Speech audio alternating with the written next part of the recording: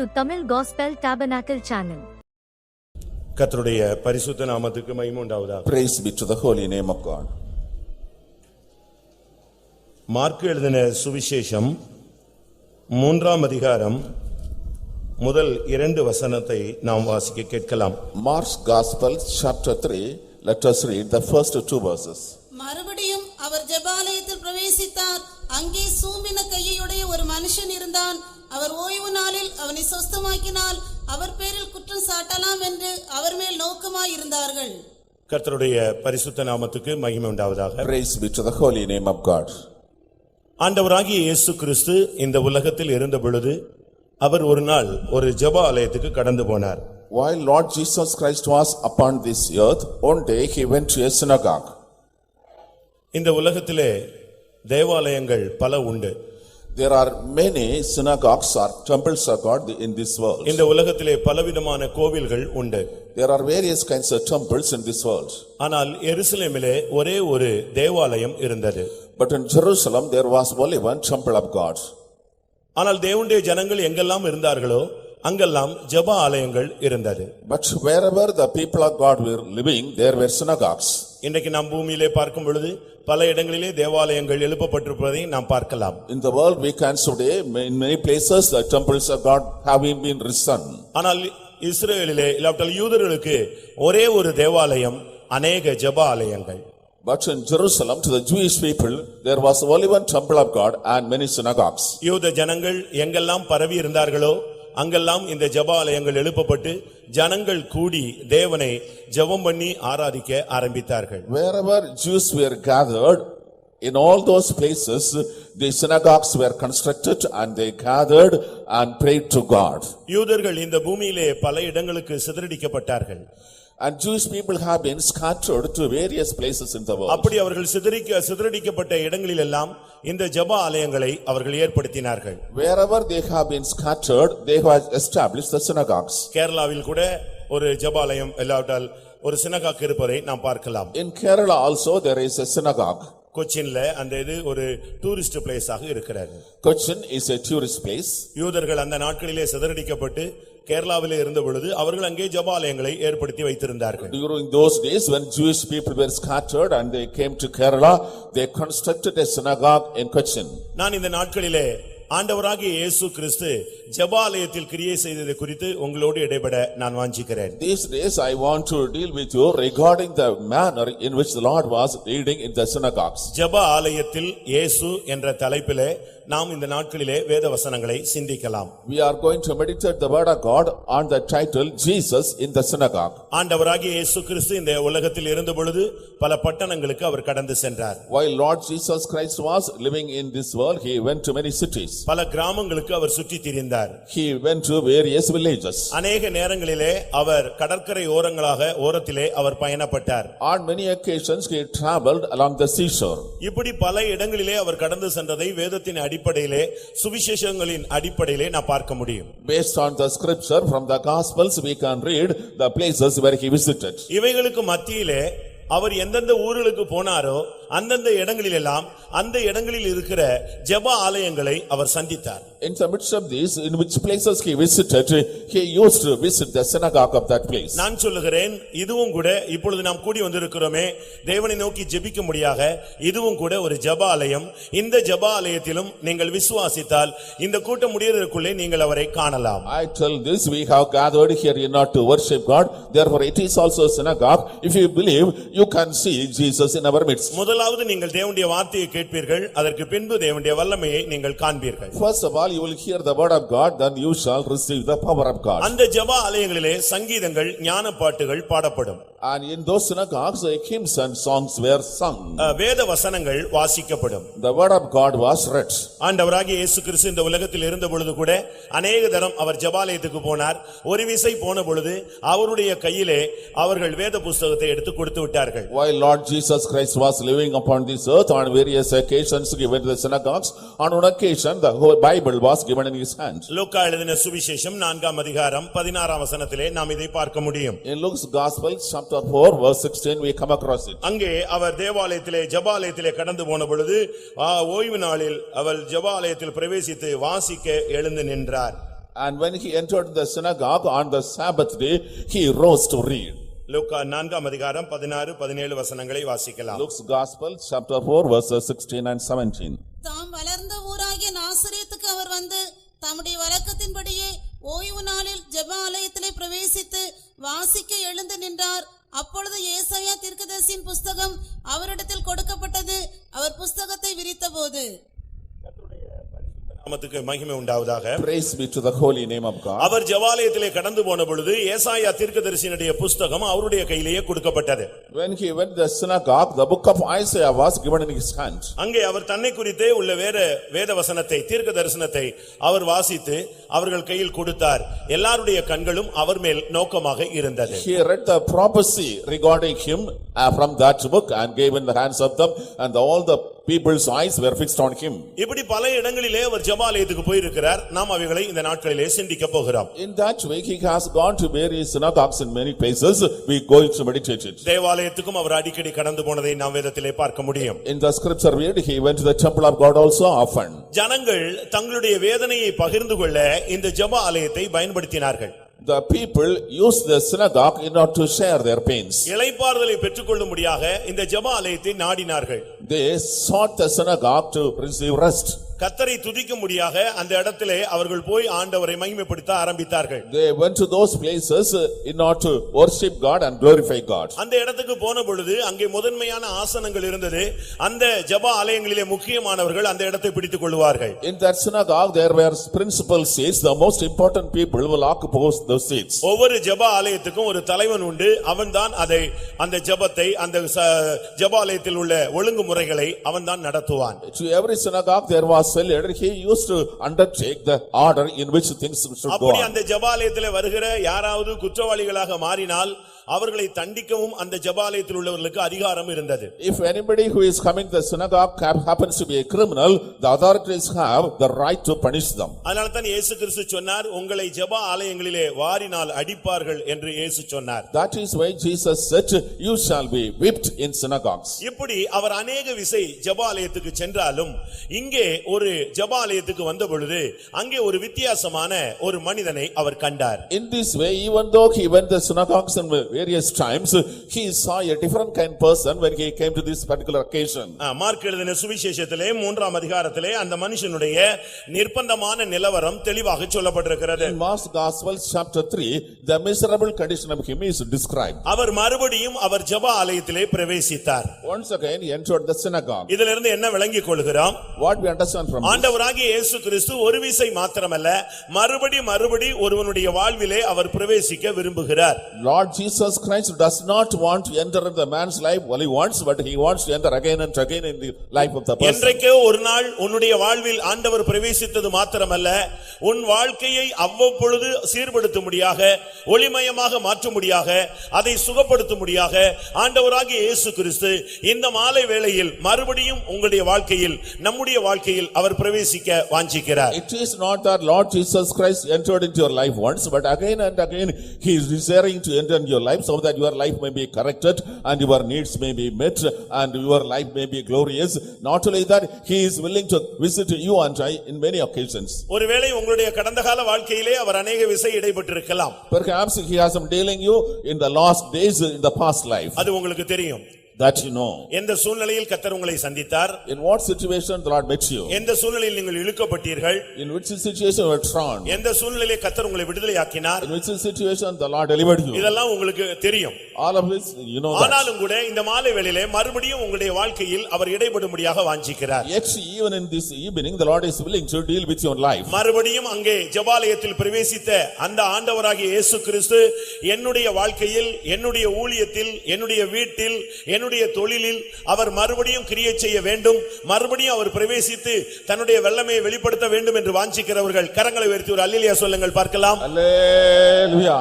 நம்ம எல்லாருக்கும் ஒரு ஆசை மறுபடியும் நம்முடைய வாழ்வில் ஆண்டவர் வர வேண்டும். We all have a desire that once again the Lord should come into our life. 20 வருடங்களுக்கு முன்பாக, 20 years back, 15 வருடங்களுக்கு முன்பாக, 15 years back, 40 வருடங்களுக்கு முன்பாக, 40 years back. இப்படி எல்லாம் நாம் பல விதமான வருஷங்களை கணக்கிட்டு சொல்லுகிறோமே, இன்றைக்கு மறுபடி நம்முடைய வாழ்வில் அவர் பிரவேசிக்க வாஞ்சிக்கிறார். We are having account in this way regarding many years. Today also he is willing to meet our house. இப்படி அவர் மறுபடி அங்கே பிரவேசித்த பொழுது அந்த ஆலயத்திலே முதன்மையான இடங்களிலே அநேகர் உட்கார்ந்து கொண்டிருந்தார்கள். When he entered again in that synagogue, in the principal seats, many people were sitting. பாடல் குழு அங்கே இருந்தது. There were the chorus group. ஜனங்களை தண்டிக்கக்கூடியவர்கள் அங்கே இருந்தார்கள். The people who are punishing the people. வேத வாக்கியங்களை வாசிக்கக்கூடியவர்கள் அங்கே இருந்தார்கள். Those who are reading the scriptures were there. வேத வாக்கியங்களை கேட்கக்கூடியவர்கள் இருந்தார்கள். Those listening to the word of God there. வேத வாக்கியங்களை விளக்கிச் சொல்லக்கூடியவர்கள் அங்கே இருந்தார்கள். Those expounding the scriptures were there. அந்த ஜெபாலயத்திலே ஜெபாலய தலைவன் இருந்தான். The leader of the synagogue was there. இவைகளுக்கு மத்தியிலே ஆண்டவராகிய இயேசு கிறிஸ்து அந்த ஜெபாலயத்துக்குள் உள்ளே வந்து விட்டார். In such a situation, Lord Jesus Christ entered the synagogue. அங்கே எல்லா இருந்த சூழ்நிலைகள், அங்கு உள்ள மனிதர்கள், அங்கு உள்ள அவருடைய அமைப்பு முறைமைகள், இவைகளை அவர் அப்படியே பார்த்துக் கொண்டே இருந்தார். He is watching the manner of things that were going on and the people who were sitting. இவைகளுக்கு மத்தியிலே அந்த ஜெபாலயத்திலே ஒரு மனிதன் அமர்ந்திருந்தான். அவனுடைய நிலவரம் பரிதாபமாக இருந்தது. In the midst of this thing, a man was seated in the synagogue and his condition was miserable. அவனை குறித்து சொல்லி இருக்கிறது, அவன் சூம்பின கையை உடைய ஒரு மனுஷனாய் இருந்தான். Regarding him it is told, he was a man who had a withered hand. Mark 3ஆம் அதிகாரம் 1ஆம் வசனத்திலே அந்த வார்த்தை சொல்லப்பட்டிருக்கிறது. In Mark's Gospel chapter 3 verse 1 it is told. அவனுடைய வலது கை சூம்பி இருந்ததாக லூக்கா எழுதின சுவிசேஷத்திலே நான் பார்க்க முடியும். In Luke's Gospel we read that his right hand was withered.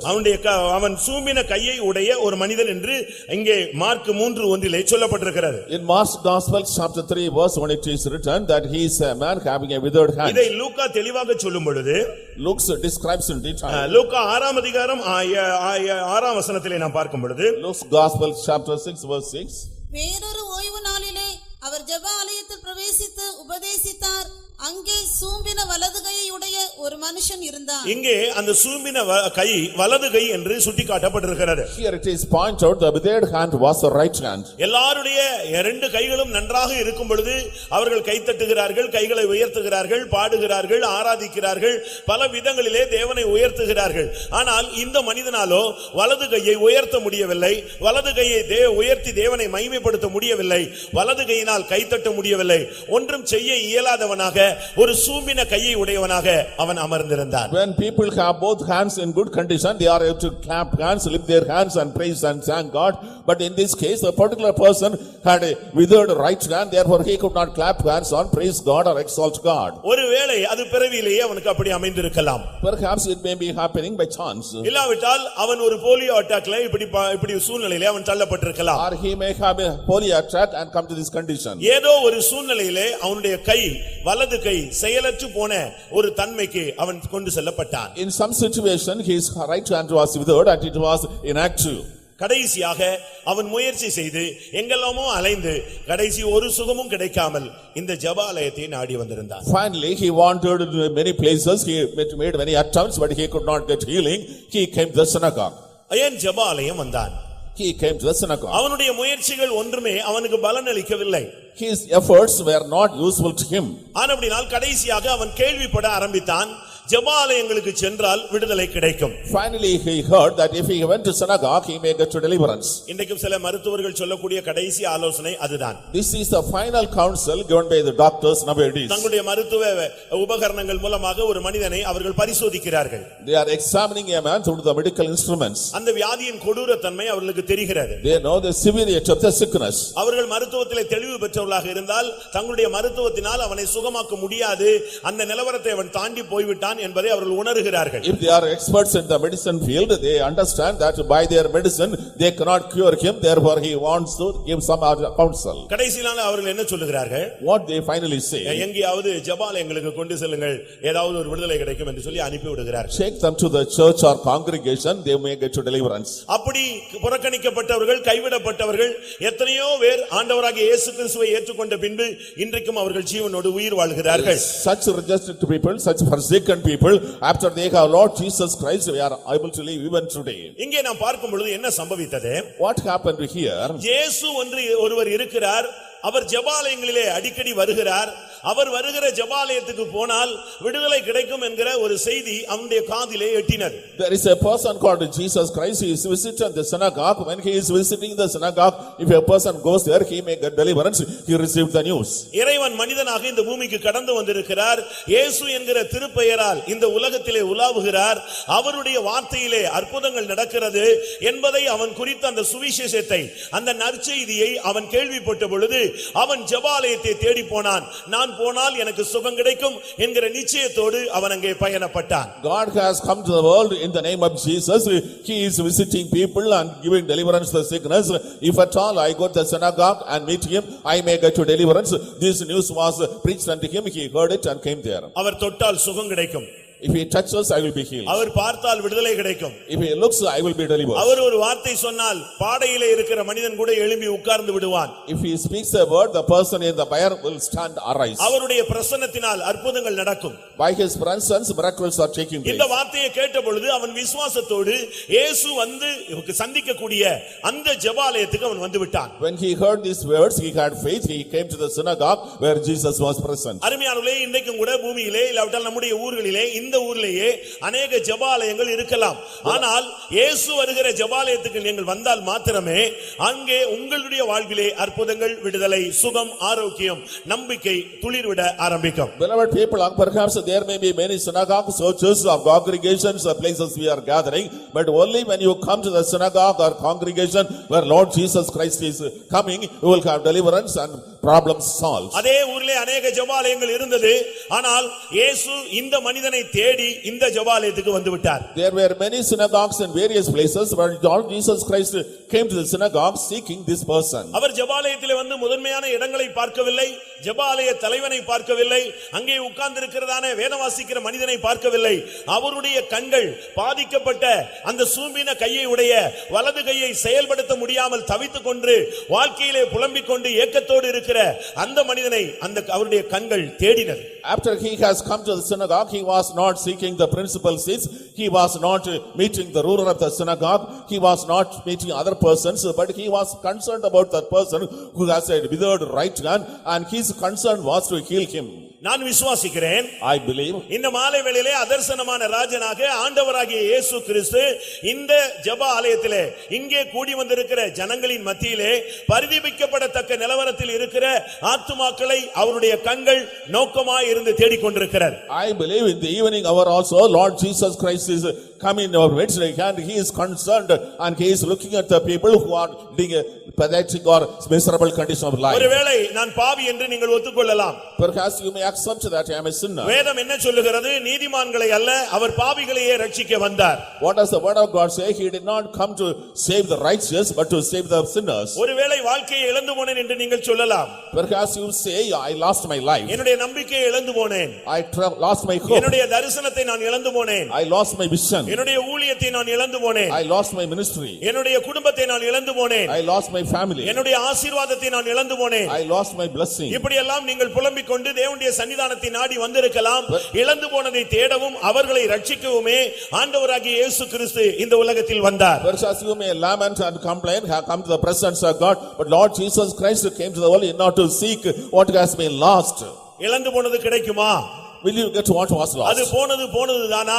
Once gone is gone always. என்ற ஒரு ஏக்கத்தோடு நீ வந்திருப்பது கர்த்தருக்கு தெரியும். The Lord knows that you have come with such a longing. தன்னுடைய சாயலின்படியும் தன்னுடைய ரூபத்தின்படியும் மனிதனை உருவாக்கி வைத்து அந்த மனிதனையே அவர் இழந்து போன பொழுது நம்பிக்கை குறையாதவராக தன்னுடைய சொந்த மகனை அனுப்பி மீட்டெடுத்தவர் நிச்சயமாய் நீ இழந்து போனதையும் உனக்கு மீட்டு கொடுப்பார். God made man in his own likeness and image, yet he was lost, yet he has sent his own son for the deliverance. Such a God will meet you and give the necessary deliverance. தேவன் என்று ஒருவர் இருந்தால் ஏன் இப்படிப்பட்ட வியாதிகள் வர வேண்டும், இப்படிப்பட்ட சூம்பின நிலவரங்கள் வர வேண்டும், ஏன் இப்படி குறை பிரசவங்கள் நடக்க வேண்டும் என்றெல்லாம் ஒரு சிலர் குருட்டு கேள்வியை கேட்கிறார்கள். Some are asking blind questions. If there is a one God, how these sickness comes, pain comes, problems comes, where the abortion comes and so on. ஒன்றை நீங்கள் புரிந்து கொள்ள வேண்டும், தேவனுடைய சிருஷ்டிப்பில் தேவனுடைய மனதில் இப்படிப்பட்ட குறைபாடுகள் கிடையாது. You should understand one thing, in the creation of God, in the mind of God, there are no such shortcomings. அவனை சிருஷ்டிக்கும் பொழுது அவனை அழகாக தன்னுடைய ரூபத்தின்படியும் தன்னுடைய சாயலின்படியே கர்த்தர் அவனை உருவாக்கி வைத்தார். When God created man, God created him in his own likeness and image and a beautiful being. அவனை வலது கை குறைவானவனாக கண்கள் தெரியாதவனாக அப்படி அவர் உருவாக்கவே இல்லை. Not his right hand was withered or his eyes were blind. God did not create such a man. அவனை நல்லவனாகவே அவர் சிருஷ்டித்தார். அவனோ अनेक உபாய தந்திரங்களை தெரிந்து கொண்டு இப்படிப்பட்ட குறைபாடுள்ள வாழ்க்கைக்குள்ளே தள்ளப்பட்டு விட்டான். God has made him as an upright man, but he has made so many inventions and gone to this shortcoming life. அப்படியானால் இதற்கு பரிகாரமே இல்லையா? Is there no remedy for this? இதற்கு பரிகாரமாகத்தான் ஏறக்குறைய 2000 வருடங்களுக்கு முன்பாக ஆண்டவராகிய இயேசு கிறிஸ்து மனுக்குலத்தை தேடி வந்து இப்படிப்பட்ட பிரச்சனைகளுக்கு பரிகாரத்தை உண்டு பண்ணும்படியாக இந்த பூமியிலே நன்மை செய்கிறவராக அவர் சுற்றி திரிந்தார். As a remedy, Lord Jesus Christ came to this world 2000 years back, and in order to bring remedy and solution to the problems, he was walking through cities and villages. அருமையான நண்பனே, உன்னுடைய வாழ்க்கையிலே ஏதாவது ஒரு குறைகளோடு வாழ்க்கையிலே நீ கடத்தி கொண்டு போய் கொண்டிருப்பாய். அந்த குறைவை நிறை செய்யக்கூடிய சக்தி ஒன்றான மெய்தேவனாகிய ஆண்டவராகிய இயேசு கிறிஸ்துவுக்கு மாத்திரமே உண்டு. Perhaps you are proceeding your life with various shortcomings, but if at all a person can deliver you from this problem, it is only Lord Jesus Christ. அவராலே அன்றி ரட்சிப்பு இல்லை. Except through him there is no salvation. வானத்தின் கீழே பூமியின் மேலே மனுஷ ஜாதிகளுக்குள்ளே ரட்சிக்கப்படும்படிக்கு இயேசு கிறிஸ்துவின் திருப்பெயரே அல்லாமல் அவருடைய நாமமே அல்லாமல் வேறு ஒரு நாமமும் கட்டளையிடப்படவில்லை. Under the heaven upon the earth for the salvation of mankind there is no other name given except the name of Lord Jesus Christ. உங்களுடைய வாழ்வின் குறைவுகள் சரி செய்யப்பட வேண்டுமானால், சீர் செய்யப்பட வேண்டுமானால் வானத்தின் கீழே பூமியின் மேலே இயேசு கிறிஸ்துவின் நாமமே அல்லாமல் வேறொரு நாமம் கட்டளையிடப்படவே இல்லை. If the shortcomings of your life are to be corrected, there is no other name commanded except the name of Lord Jesus Christ under the heaven and upon the earth. அருமையானவர்களே, இந்த கூட்டத்தில் கூட நீங்கள் பலவிதமான குறைபாடுகளோடு, ஏக்கங்களோடு, தவிப்புகளோடு, புலம்பலோடு நீங்கள் கர்த்தருடைய சன்னிதானத்திலே வந்திருக்கலாம். Perhaps even to this meeting you have come with various shortcomings, complaints, murmurings and rigors. வானோர் பூதலத்தோர் பூமியின் கீழானோர் யாவருடைய முழங்காலும் அவருக்கு முன்பாக முடங்கத்தான் வேண்டும். இயேசுவே கர்த்தர் என்று எல்லா நாவுகளும் அறிக்கையிடத்தான் வேண்டும். அப்படி அறிக்கை இடும் பொழுது இந்த குறைவுகள் இந்த மாலை வேளையிலேயே உங்களுடைய வாழ்வில் சரி செய்யப்படும். The knees of all those that are in heaven and in the earth and under the earth shall bow before him, also to confess the name of Lord Jesus Christ. When they do so, all the shortcomings shall be rectified. ஒரு விசை நீ வெட்கத்தை பாராமல் இயேசுவே தெய்வம் என்று நீ அறிக்கையிட வேண்டும். Without any shame, once you should confess the Lord Jesus is God. இரண்டு நண்பர்கள் பயணப்பட்டு கொண்டே இருந்தார்களாம். Two friends were on a journey. நான் கடந்த வாரத்திலே ஒரு funeral service, ஒரு மரண அடக்காராதனைக்கு நான் போயிருந்தேன். Last week I had gone to a funeral service. இரண்டு நண்பர்கள் போய் கொண்டே இருந்தார்கள். Two friends were walking. போகிற வழியிலே ரெண்டு பேருக்கும் அவ்வப்பொழுது ஒரு தர்க்கம். And when they were walking along, there was a dispute between them. இவர் இயேசு தெய்வம் பாரு, அவர் சொல்வாரு இயேசு தெய்வம்னா என்கிட்ட பேசட்டும், வேலையை பார்த்து போன்னு சொல்வார். And he used to say Jesus is God. Other person said if Jesus is God, let him speak to him. ஆனால் ரெண்டு பேரும் சின்ன வயசுல இருந்தே நண்பர்கள். Right from the tender age, both of them friends. இயேசுவை ஏத்துக்கோ, உனக்கு சான்ஸ் கிடைக்கும் பொழுதே நான் உனக்கு சொல்றேன், இப்பமே ஏத்துக்கோன்னு அவர் அடிக்கடி சொல்றாரு. அவர் அதை அவாய்ட் பண்ணிட்டே போயிட்டு இருக்கிறார். He is giving him advice, when you get a chance accept Lord Jesus Christ, otherwise you may not get a chance, but he was rejecting. ஒரு நாள் ரெண்டு பேரும் அந்த கம்பெனிக்கு வேலைக்கு அப்படி பேசிக்கொண்டே போகிறார்கள். பஸ் எல்லாம் இதே தர்க்கம் தான் பேசிட்டே போறாங்க. And one day they were traveling in a bus, all along the bus journey they were disputing. இப்ப கம்பெனில போய் வேலை தொடங்கின பொழுது திடீரென்று ஒரு பெரிய வெயிட் 10 டன் எடை உள்ளது அந்த அந்த இந்து சகோதரனுடைய கால்ல வந்து விழுந்து விட்டாரு. And when they were working in the company, all of a sudden some iron piece fell on the leg of that Hindu believer. 10 ton எடை உள்ள ஒரு பொருள் ஒரு மனுஷனுடைய கால்ல விழுந்தா கால் எப்படி இருக்கும்? கூலாய் போயிடும். If a material weighing the ton is falling on the feet of a person, what will happen? It will become destroyed. அதை தூக்க முடியாம தடுமாறிட்டு இருக்காங்க. They were not to lift it and they were troubled. இந்த நண்பன் ஓடி வந்தான். This friend came forward. என்ன ஆச்சு உனக்குன்னு சொல்லி. What happened to you? அவன் அப்படியே அந்த கடைசி நேரம்ல பொழைச்சிட்டாரு. ஆனா அந்த நேரத்துல அவருடைய வாயிலிருந்து வந்த முதல் வார்த்தை என்னது? அந்த ரட்சிக்கப்படாத மனுஷன் சொன்ன வார்த்தை, இயேசுவே இயேசுவே இதுல இருந்து எனக்கு விடுதலை கொடுத்துரும், நான் இனிமே உம்மை ஏத்துக்கிறேன். அந்த கடைசி நேரத்துல சொல்லிக்கொண்டே இருந்தார். He survived yet in the final stage. What were the words he was pronouncing? Jesus, Jesus, help me, help me, help me, then I will accept you. என்ன நடந்தது? What happened? அது அந்த பொருள், அந்த எடையுள்ள பொருள் நகட்டப்பட்டது. இந்த கால் நொறுங்கி போன காலை சரி பண்ணினார்கள். அதுக்கு பின்பு அவர் நடக்கக்கூடியவராய் மாறிவிட்டார். The material was removed from that place, the repair was set right, then he was able to walk. பிரியமானவர்களே, அப்படி ஒரு நிர்பந்தமான நிலவரத்துக்கு போய் நாம் இயேசுவை ஏற்றுக்கொள்ள வேண்டியது அவசியம் இல்லை. It is not necessary we should go to a miserable condition and accept Jesus. இன்றே இரட்சணிய நாள். Today is the day of salvation. இதுவே அனுக்கிரக காலம். This is the time of acceptance. தன்னுடைய குமாரனாகிய இயேசுவை உன்னில் வெளிப்படுத்த இதைத்தான் சரியான தருணமாக ஏற்படுத்தி இந்த கூட்டத்தின் மூலமாக கர்த்தர் உங்களை சந்திக்க விரும்புகிறார். The Lord Jesus Christ has appointed as the opportunities moment in order to meet you. Thereby he is coming and meeting you. உங்களுடைய இருதயத்திலேயே நீங்கள் இயேசுவை கூப்பிடலாம். You may call Jesus in your heart. நீங்கள் வெளியரங்கமாக சொல்ல வெட்கப்பட்டால் இருதயத்தின் ஆழத்திலே இயேசுவை தெய்வமாக கூப்பிடுங்கள்.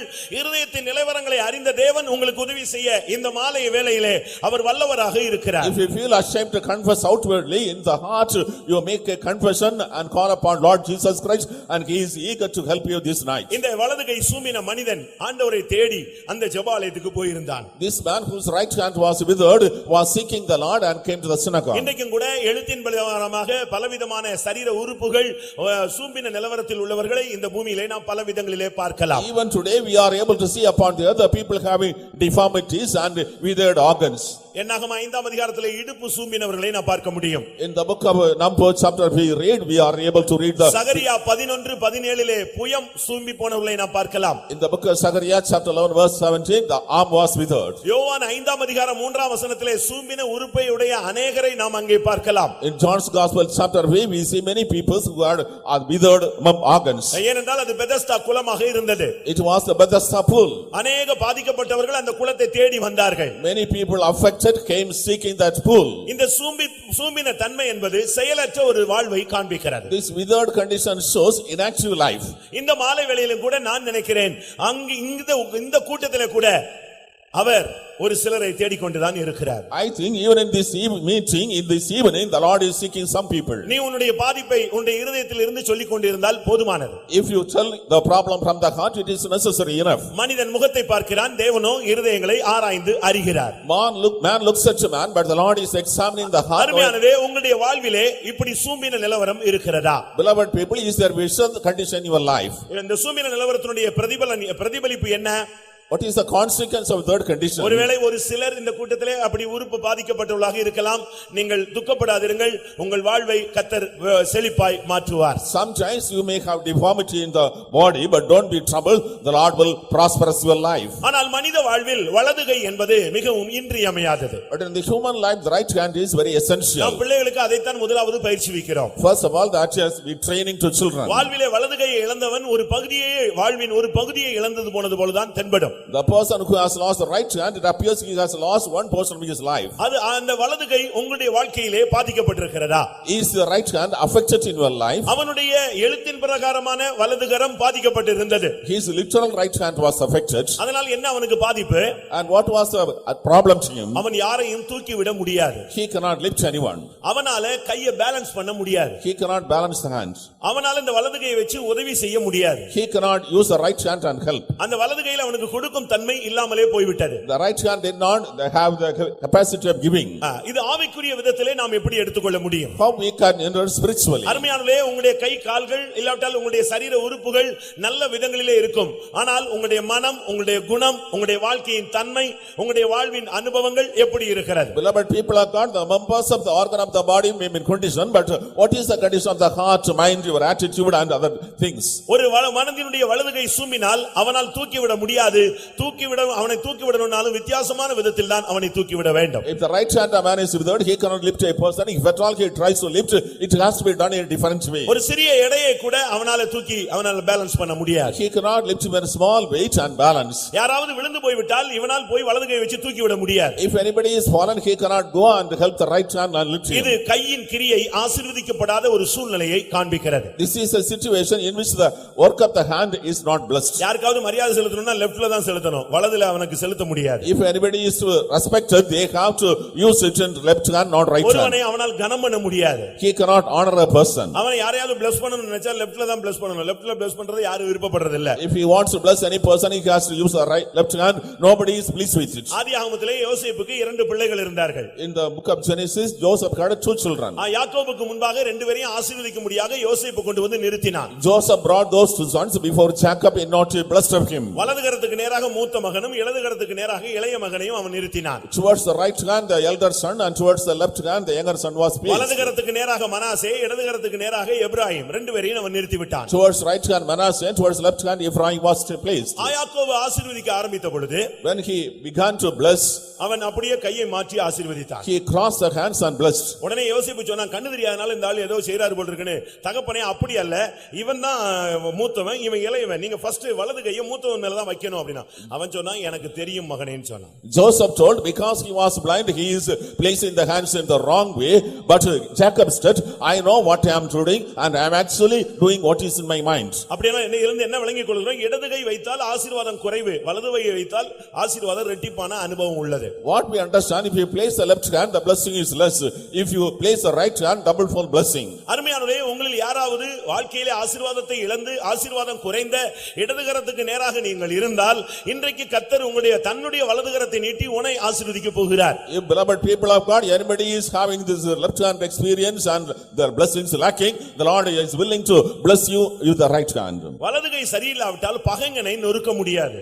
If the right hand is not, you cannot break the enemies. வலது கை இருந்தால் சரியாக இருந்தால் தான் ஒரு மனிதன் சத்துருவை எதிர்த்து போராடி அதை மேற்கொள்ள முடியும். Only when the right hand is in good condition, he can fight against the enemy and overcome him. யாத்திராகமம் 15:6 உம்முடைய வலது கரம் பகைஞனை நொறுக்கி விட்டது. வலது கை இல்லாவிட்டால் பகைஞனை நொறுக்க முடியாது. In the book of Exodus chapter 15 verse 6, your right hand has broken the enemy. If you don't have the right hand, you cannot break the enemy. இந்த வலது கை சரியில்லாவிட்டால் தன்னை காத்துக்கொள்ள முடியாது. If the right hand is not right, he cannot defend himself. சூழ்நிலைகளின் மத்தியிலே, போராட்டங்கள் மத்தியிலே அவனால் சரியான விதத்திலே தன்னை பாதுகாக்க இயலாது. In the midst of situations and adversities, he cannot defend himself in the right way. யாரையும் அவனால் தாங்கி கொண்டு செல்ல முடியாது. He cannot uphold any person and carry.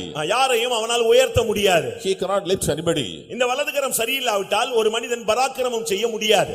If the right hand is not, a man cannot do valiant things. இந்த வலது கரம் சரியில்லாவிட்டால் ஊழியத்திற்கு நீங்கள் உதவி செய்ய இயலாது. If the right hand is not in the right condition, you cannot help in the ministries. வலது கரம் சூம்பினால் ஒரு மனிதனை நீ ஆசையோடு தழுவ முடியாது, அணைக்க முடியாது. If the right hand is withered, you cannot touch and feel a person or bless him. இயேசு கிறிஸ்து அந்த ஒரே பார்வையிலே அவன் இவ்வளவு நாள் எவ்வளவு வேதனைப்பட்டான் என்பதை அப்படியே கண்டார். At one glimpse, Lord Jesus Christ saw his condition and how much he was suffering in life. உன்னுடைய புருஷனுக்கு உன்னுடைய வேதனை தெரியாது. Your husband does not know your pain. உன்னுடைய மனைவிக்கு உன்னுடைய வேதனை புரியாது. Your wife does not know your pain. உன்னுடைய பிள்ளைகள் இன்றைக்கு புதிதாக முளைத்தவர்கள், நீ கடந்த காலங்களிலே பட்ட பாடுகளை சொன்னால் அவர்களால் ஏற்க முடியாது.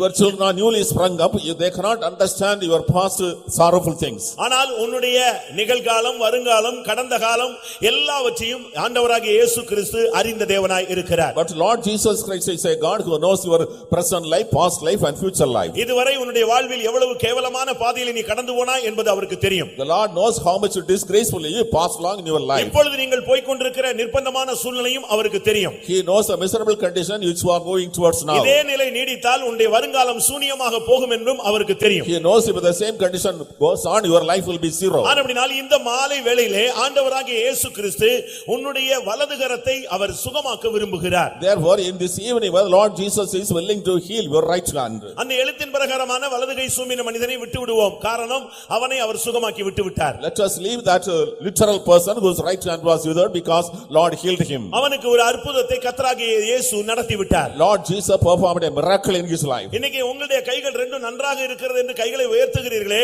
உங்களுடைய ஆவிக்குரிய வலது கை எப்படி இருக்கிறது? You are lifting literal both hands and praising God, but how is the right hand of your life today? உங்களால் மற்றவர்களுக்கு உதவி செய்ய முடியக்கூடிய அந்த பணப்பக்குவம் இருக்கிறதா? Are you have the mental maturity to help others? நீங்கள் உங்களுடைய ஆவிக்குரிய ஆன்மீக வாழ்க்கையிலே எத்தனை பேரை நீங்கள் தூக்கி விட்டிருக்கிறீர்கள்? How many people in your spiritual life are lifted by you?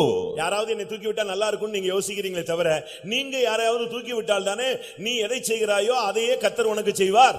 If at all somebody comes and lifts me, it is enough you say, but only when you are able to help and lift other person, God can come and help you. நீ எதை விதைக்கிறாயோ அதைத்தான் நீ அறுக்க முடியும். What you sow, that you will reap. நீ தூக்கிவிட உனக்கு கைகள் இருந்தும் நீ தூக்கிவிடவில்லை. Even though you have hands, you are not able to lift others. அருமையானவர்களே, உங்களாலே ஆவிக்குரிய வாழ்க்கையிலே ஆன்மீகத்திலே உங்களால் எத்தனை பேரை தூக்கிவிட முடிந்தது? Beloved, spiritually, in the spiritual life, how many people are able to be lifted by you? நீங்கள் எத்தனை பேருக்கு உதவி To செய்திருக்கிறீர்கள்? how many people you have helped? நீங்கள் எத்தனை பேருக்கு மரியாதை செலுத்தி To இருக்கிறீர்கள்? how many you render respect? நீங்கள் எத்தனை பேரை கனம் பண்ணி இருக்கிறீர்கள்? How many people are honored by you? எத்தனை பேரை நீங்கள் தாங்கி இருப்பீர்கள்? How many people are upheld by you? எத்தனை பேரை அன்போடு நீங்கள் அணைத்து அரவணைத்து இருப்பீர்கள்? How many people embraced and treated lovingly? இப்படிலாம் நீங்க செய்யாம நீங்கள் இருந்தால் நீங்கள் உங்களை அறியாமலே உங்களுடைய வலதுகரம் சூம்பின ஒரு விசுவாசியாக, ஒரு தேவனுடைய பிள்ளையாக, ஒரு அங்கத்தினராக இந்த சபையிலே நீங்கள் இருக்கிறீர்கள். If you have not done such things, that you are as a member of the church, as a servant of God or a believer, have your right hand withered. உன்னால மற்றவர்களுக்கு கனம் பண்ண முடியவில்லை. You are not able to honor others. ஆனா நீங்க சொல்றீங்க மத்தவங்க என்னை கனம் பண்ணலன்னு சொல்லி துக்கப்படுறீங்க. But you are grieved, others are not honoring me. மற்றவர்களை நீங்கள் தாங்கினது இல்ல, ஆனா பிரச்சனையான நேரத்துல யாருமே என்னைய தாங்கலன்னு சொல்றீங்க. You are not upholding others, but at the time of problem, you say nobody is coming and upholding. நான் பேசும் வார்த்தை உங்களுக்கு புரியும். I know, you know the words I say. ஏனென்றால் ஆவியானவர் பேசிக் கொண்டிருக்கிறார். The Spirit of God is speaking. இங்கே இருக்கிற அநேகருடைய வலதுகை ஆன்மீகத்திலே சூம்பி போன ஒரு நிலவரத்தில் இருப்பதை உணர்ந்துதான் கர்த்தர் இந்த மாலை வேளையிலே உங்களை கொண்டு வந்திருக்கிறார், உங்களோடு பேசிக் கொண்டிருக்கிறார். Spiritually, many people who are seated here, their right hand is withered. That is why Lord Jesus Christ has brought you this evening. வாங்குவதை பார்க்கிலும் கொடுப்பதே பாக்கியம் என்று இயேசு சொன்னார். Jesus, rather than receiving, it is better to give. இன்றைக்கும் நீ ஆண்டவரிடமிருந்து வாங்கும்படியாகத்தான் வந்திருக்கிறாய். Today you have come to receive from the Lord. ஆனால் ஆண்டவருக்காக கொடுக்கும் சிந்தை உனக்குள்ளே மிகவும் குறைவு. Verily is a mind to give for the Lord. யாராவது என்னை தூக்கி விடுவார்களா என்ற ஏக்கத்தோடு நீ வந்திருக்கிறாய். You are with the longing, will somebody come and lift me up? ஒருவேளை உன்னுடைய வாழ்வின் துவக்கமே இல்லாவிட்டால் சூழ்நிலையே உனக்கு யாருமே உதவி செய்யாததும் யாரும் உதவி செய்ய முடியாததுமாய் அமைந்திருக்கலாம். Because the beginning of life may be that nobody is able to come and help you, and you are not able to help others. உங்களுடைய தொழில் நிலவரம் என்ன? What is the condition job? உங்களுடைய கையின் கிரியைகள் எப்படி இருக்கிறது? How are the works of the hands? உன்னால் உன்னை காத்துக்கொள்ள முடிகிறதா? Are you able to safeguard you? பாவ போராட்டங்களிலே, In the struggle of sin, பிசாசின் போராட்டங்களிலே, in the struggles of devil, செய்வினை போராட்டங்களிலே, in the troubles of witchcraft, சத்துருவினுடைய தாக்குதலிலே, in the attacks of the enemy, வறுமை பிசாசின் தாக்குதலிலே, in the attack of the poverty இப்படி devil. பலவிதமான தாக்குதல் வரும் பொழுது உன்னால் காத்துக்கொள்ள முடிகிறதா? When you face various kinds of attacks, are you able to safeguard yourself? உன்னோடு போராடுகிற சத்துருவை உன்னால் எதிர்த்து நிற்க முடிகிறதா? Are you able to resist the enemy who is attacking you? உன்னுடைய பகைஞனை உன்னால் எதிர்த்து நொறுக்க முடிகிறதா? Are you able to face your enemy and attack him? அருமையானவர்களே, தேவனுடைய வசனத்தை கேட்கும் பொழுதே உங்களுக்கு தெரியும் உங்களுடைய கை எப்படி இருக்கிறது. Beloved people of God, when you read the word of God, you know what is the condition of right hand. இந்த மாலை வேளையிலே ஆன்மீகத்திலே அநேகருடைய வலது கை சூம்பின நிலவரத்தில் தான் நீங்கள் வந்திருக்கிறீர்கள். ஆனால் நீங்கள் அதற்காக துக்கப்படுவது மாத்திரமல்ல, இன்றைக்கு நீங்கள் விடுதலையும் நீங்கள் பெற்றுக்கொள்ள போகிறீர்கள். In this evening, many people have come spiritually, the right hand withered, but not only you will be realizing, you will get deliverance also. ஆனால் நீ ஜெபாலயத்துக்கு வந்திருக்கிறாய். But you have come to the synagogue. கர்த்தர் என்ன செய்தார் தெரியுமா? What the Lord did? அவனுக்கு எப்படி இந்த கை சூம்பினது அதை பத்தி அவர் விசாரிக்கல. He did not ask how he had withered hands. யார் இப்படி அவனை சூழ்நிலைக்கு தள்ளிவிட்டது அதை அவர் விசாரிக்கல. Who put this in situation? அவருடைய நோக்கம் என்ன தெரியுமா? What was his அவனுடைய concern? வேதனையை உடனே மாற்ற வேண்டும். His pain should be at once removed.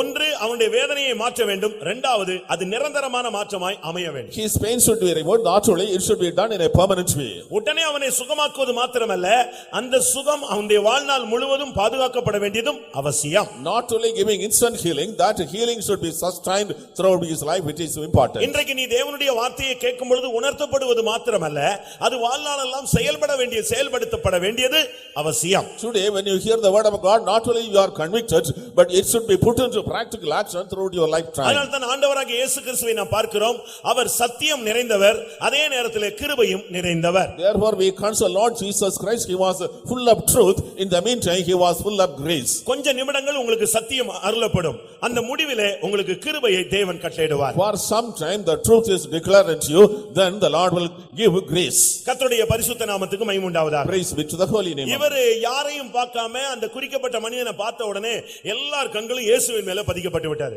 He did not look at any other person, but his eyes were fixed on that person. At that time all eyes were fixed on Jesus. எல்லாரும் அவரையே நோக்கி பார்த்து கொண்டிருந்தார்கள். Everybody was looking at him. இந்த கூட்டம் முடியறவரை அவரையே நீங்கள் நோக்கி பாருங்கள், அவர் மற்றவர்களுக்கு மாத்திரமல்ல உங்களுக்கும் ஒரு பிரகாசத்தை கட்டளையிடுவார், நீங்களும் வெட்கப்பட்டு போகாதபடி திரும்பி செல்லலாம்.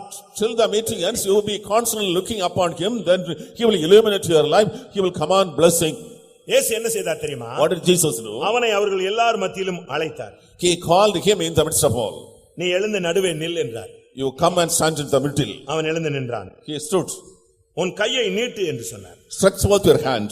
உடனே அவன் தன் கையை நீட்டினான். He stretched forth his hand. Mark 3:5 அவனுடைய கை மறு கையை போல சொஸ்தமாயிற்று. In Mark's Gospel, chapter 5, his hand was restored just like the other. கர்த்தருடைய பரிசுத்த நாமத்துக்கு மகிமை உண்டாவதாக. Praise be to the holy name of God. அருமையான நண்பனே, உன்னுடைய வாழ்வில் சூம்பின தன்மையுடைய ஒரு பாதையிலே நீ போய்க்கொண்டே இருக்கிறாய். Beloved friend, you are moving in your life in a withered condition. அருமையான சகோதரனே, சகோதரியே, உன்னுடைய கையினால் நீ மற்றவர்களை ஆசீர்வதிக்க வாஞ்சிக்கிறாய், ஆனால் ஆசீர்வாதத்தின் பாத்திரமாய் நீ இல்லை.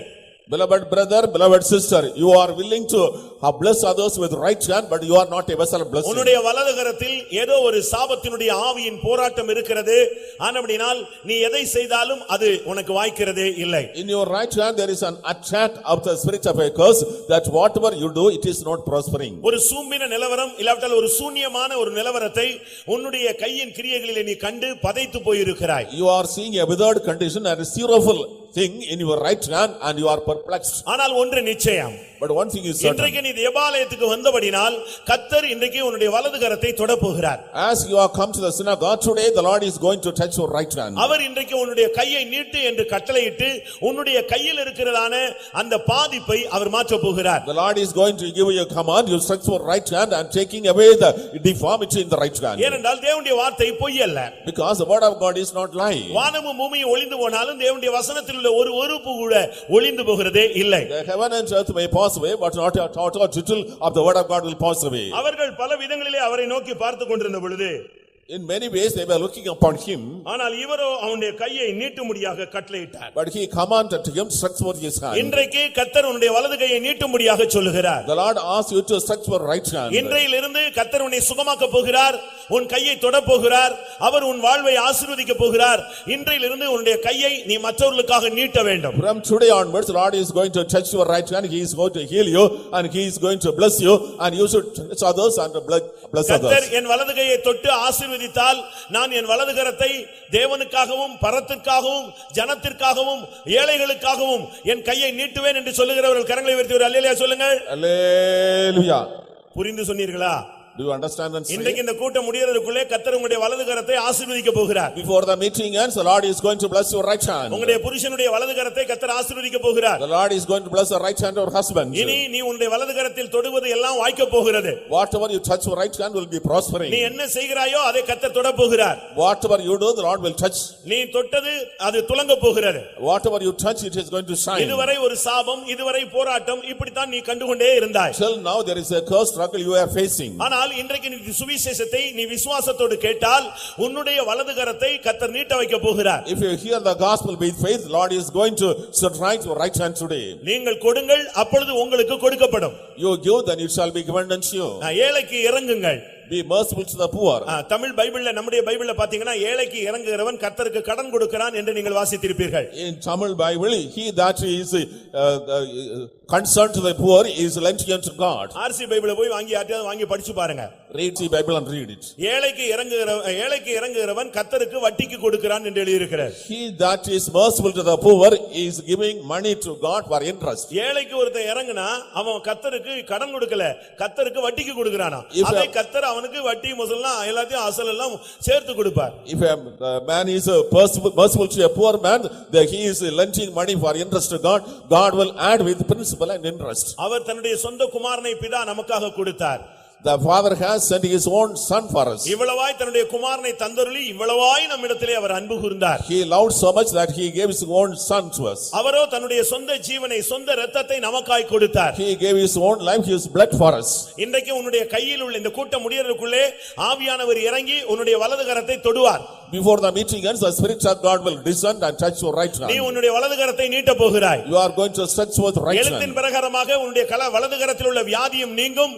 ஆவிக்குரிய பிரகாரமாக உன்னுடைய வலது கரத்தில் இருக்கிற சாபம், தடை, எல்லா தன்மைகளும் மாறி போகும். Literally, the sickness, disease on the right hand will be healed. Not only that, all the poverty or the curse that is on the right hand will be going today. அப்படி கர்த்தர் உன்னை ஆசீர்வதிக்கும் பொழுது, when the Lord is blessing you so, நீ மற்றவர்களுக்கு நன்மை செய்ய வேண்டும். you should do good to others. மற்றவர்களை மற்றவர்களை தூக்கிவிட வேண்டும். You should lift up others. பாதிக்கப்பட்ட பலவீனரை நீ தாங்க வேண்டும். You should uphold the damaged people. மற்றவர்களை நீ கனம் பண்ண வேண்டும். You should honor others. மற்றவர்களுக்கு நீ உதவி செய்ய வேண்டும். You should help others. மற்றவர்களை நீ ஆசீர்வதிக்க வேண்டும். You should bless others. ஊழியத்தை தூக்கி எடுத்து நிறுத்த வேண்டும். You should uphold the ministry. சூழ்நிலைகள் மத்தியிலே மற்றவர்களை நீ பேலன்ஸ் பண்ணி காப்பாற்ற வேண்டும். In the midst of circumstances, you should balance and keep others. நீ அப்படி செய்ய உன்னை எத்தனித்து ஒப்பு கொடுத்தால் இன்றைக்கு கர்த்தர் உன்னுடைய வலது கரத்தை பலப்படுத்த போகிறார். If you decide so and surrender you, the Lord is going to strengthen your right hand today. இதுவரை நீ ஆண்டவரால் உபயோகப்படுத்தப்பட முடியாத ஒரு கருவியாக நீ தள்ளப்பட்டிருந்தாய். Till now you have been an instrument by which God cannot make you sound. உன்னுடைய புத்தியினம், உன்னுடைய அறிவினம், உன்னுடைய மதியினம் தேவனுடைய கரத்திலே உன்னால் இருக்க முடியாமல் போய்விட்டது. By your foolishness, by ignorance, you are not able to stand before God. ஆனால் இன்றைக்கு நீ தேவனுடைய வலது கரத்தின் மகனாக நீ மாற வேண்டும். But today you should become the son of the right hand of God. வாலவயதின் புத்திரர் பலவான் கையில் உள்ள அம்புகளுக்கு ஒப்பாக இருக்கிறார்கள். The young men are just like the arrows in the right hand of man. நீ ஆண்டவருடைய கரத்திலே இன்றைக்கு வரப்போகிறாய். இதுவரை சூனியமாக இருந்த வாழ்வை ஆசீர்வதித்து உன்னை கொண்டு அநேகரை தேவன் ஆசீர்வதிக்க விரும்புகிறார். Today you will come to the right hand of God. Your life was a zero, but the Lord will strengthen you and you will blessing to many people. கர்த்தருடைய பரிசுத்த நாமத்துக்கு மகிமை உண்டாவதாக. Praise be to the holy name of God. அருமையானவர்களே, இந்த ஜெபாலயம் என்று ஒன்று இருந்தால் தான் அங்கே இயேசு வர முடிந்தது. Beloved people, only there was a synagogue, Jesus was able to come there. அதை நாம் சரியான விதத்தில் இந்த சத்தியத்தை நாம் புரிந்து கொள்ள வேண்டியது அவசியம். It is essential we should understand the truth rightly. ஜெபாலயம் இல்லாம அங்க அந்த சூமின மனுஷன் வர முடியாது. அதை குணமாக்கக்கூடிய தெய்வமும் வர முடியாது. If there was no synagogue, the withered man cannot come. Jesus could not come and heal. அருமையானவர்களே, இந்த ஜெபாலயத்தை யார் கட்டுவது? Beloved, who is building the synagogue? இன்றைக்கு பூமியிலே எழுத்தின் பிரகாரமான அநேக ஜெபாலயங்கள் உண்டு. Today literally there are many synagogues in the world. நான் ஆன்மீகத்தின் தன்மையிலே உங்களோடு இடைப்பட விரும்புகிறேன். I want to deal with this spiritually. முதலாம் கொரிந்தியர் 3ஆம் அதிகாரத்தின்படி பார்க்கும் பொழுது 1 Corinthians chapter 3. நீங்களே தேவனுடைய ஆலயம் என்று அங்கே சொல்லப்பட்டிருக்கிறது. You are the temple of God, it is written. தேவனுடைய ஆலயம் பரிசுத்தமாய் இருக்கிறது. The temple of God is holy. அப்ப நீங்களே தேவனுடைய ஆலயம். You are the temple of God. நாம் ஒவ்வொருவரும் தேவனுடைய ஆலயம். Every one of us is a temple of God. இவைகளுக்கு மத்தியிலே நாம் ஜெப ஆலயங்களாக மாற வேண்டும். In the midst of these we should become synagogues. ஆண்டவராகிய இயேசு கிறிஸ்து இந்த உலகத்தில் இருந்த பொழுது ஒரு தேவாலயம் இருந்தது. My Lord Jesus Christ was living upon the earth was a temple of God. அதை ஆண்டவராகிய இயேசு கிறிஸ்துவின் சீடர்கள் ஆண்டவராகிய இயேசு கிறிஸ்துவுக்கு ஒரு நாள் காட்டினார்கள். One day disciples of Lord Jesus Christ pointed to him one day. ஆண்டவரே, இந்த ஆலயத்தை பார்த்தீரா? Lord, have you seen the இது temple? எவ்வளவு விலையேறப்பெற்ற கற்களினால் கட்டப்பட்டிருக்கிறது. With how much precious stones it is built. இது எவ்வளவு மகிமையாக இருக்கிறது. How it is magnificent. இப்படி அங்கே அவர்கள் சுட்டிக்காட்டி பேசினார்கள். In this way they pointed out talked. அந்த ஆலயத்திலே அலங்கார வாசல்கள் உண்டு. There were decorated doors in that house. அப்போஸ்தலர் நடபடிகள் 3ஆம் அதிகாரத்திலே நாம் பார்க்கும் பொழுது In Acts of chapter 3, அந்த ஆலயத்துக்கு பலவிதமான வாசல்கள் இருந்தது. there were many gates of the temple. அதுல ஒரு வாசல் அலங்கார வாசல். One of the gates was gate of beautiful. அந்த பியூட்டிஃபுல் கேட்ல தான் अनेகர் வருவாங்க. To the beautiful gate many people came. பிரசித்தி பெற்றவர்கள், The renowned people, பிரதான ஆசாரியர்கள், the high priests, வேதபாரகர்கள், the scribes. முக்கியமான நபர்கள் எல்லாம் கடந்து வருகிற பாதை அந்த அலங்கார வாசல். The beautiful gate is the path wherein the VIPs come. அதனால பிச்சைக்காரர்கள், சப்பானிகள், சூமின உறுப்பையுடையவர்கள் எல்லாரும் அந்த கேட்ல தான் வெளியே உட்கார்ந்திருப்பாங்க. காரணம் அங்கதான் பணக்காரன் வருவான், வசதியான வருவான், செல்வாக்கானவன் வருவான், காணிக்கை அதிகமாய் போடுவான். The beggars, the poor people, the people in sickness and withered hands will be sitting on that place because the rich people, the people who are wealthy will come and help them. இப்படித்தான் அந்த ஜனங்கள் அந்த இடத்தை நாடி தேடி ஓடினார்கள். In that way the people were seeking and searching and going to that place. அநேகர் அங்கே இருந்து அவர்கள் பிச்சைக்காரர்களுக்கு கூட பொன்னையும் வெள்ளியும் காணிக்கை போட்டார்கள். And for the beggars there many people were giving alms, silver and gold. கூப்பிட்டா போதும், அவன் தன்னை வணங்கி கூப்பிட்டு ஆசீர்வதிச்சு கூப்பிட்டுட்டானா உடனே அவனுக்கு பொன்னையும் வெள்ளியும் தூக்கி போட்டு போயிடுவாங்க. If they salute him and ask him to come and help, they will pour gold and silver.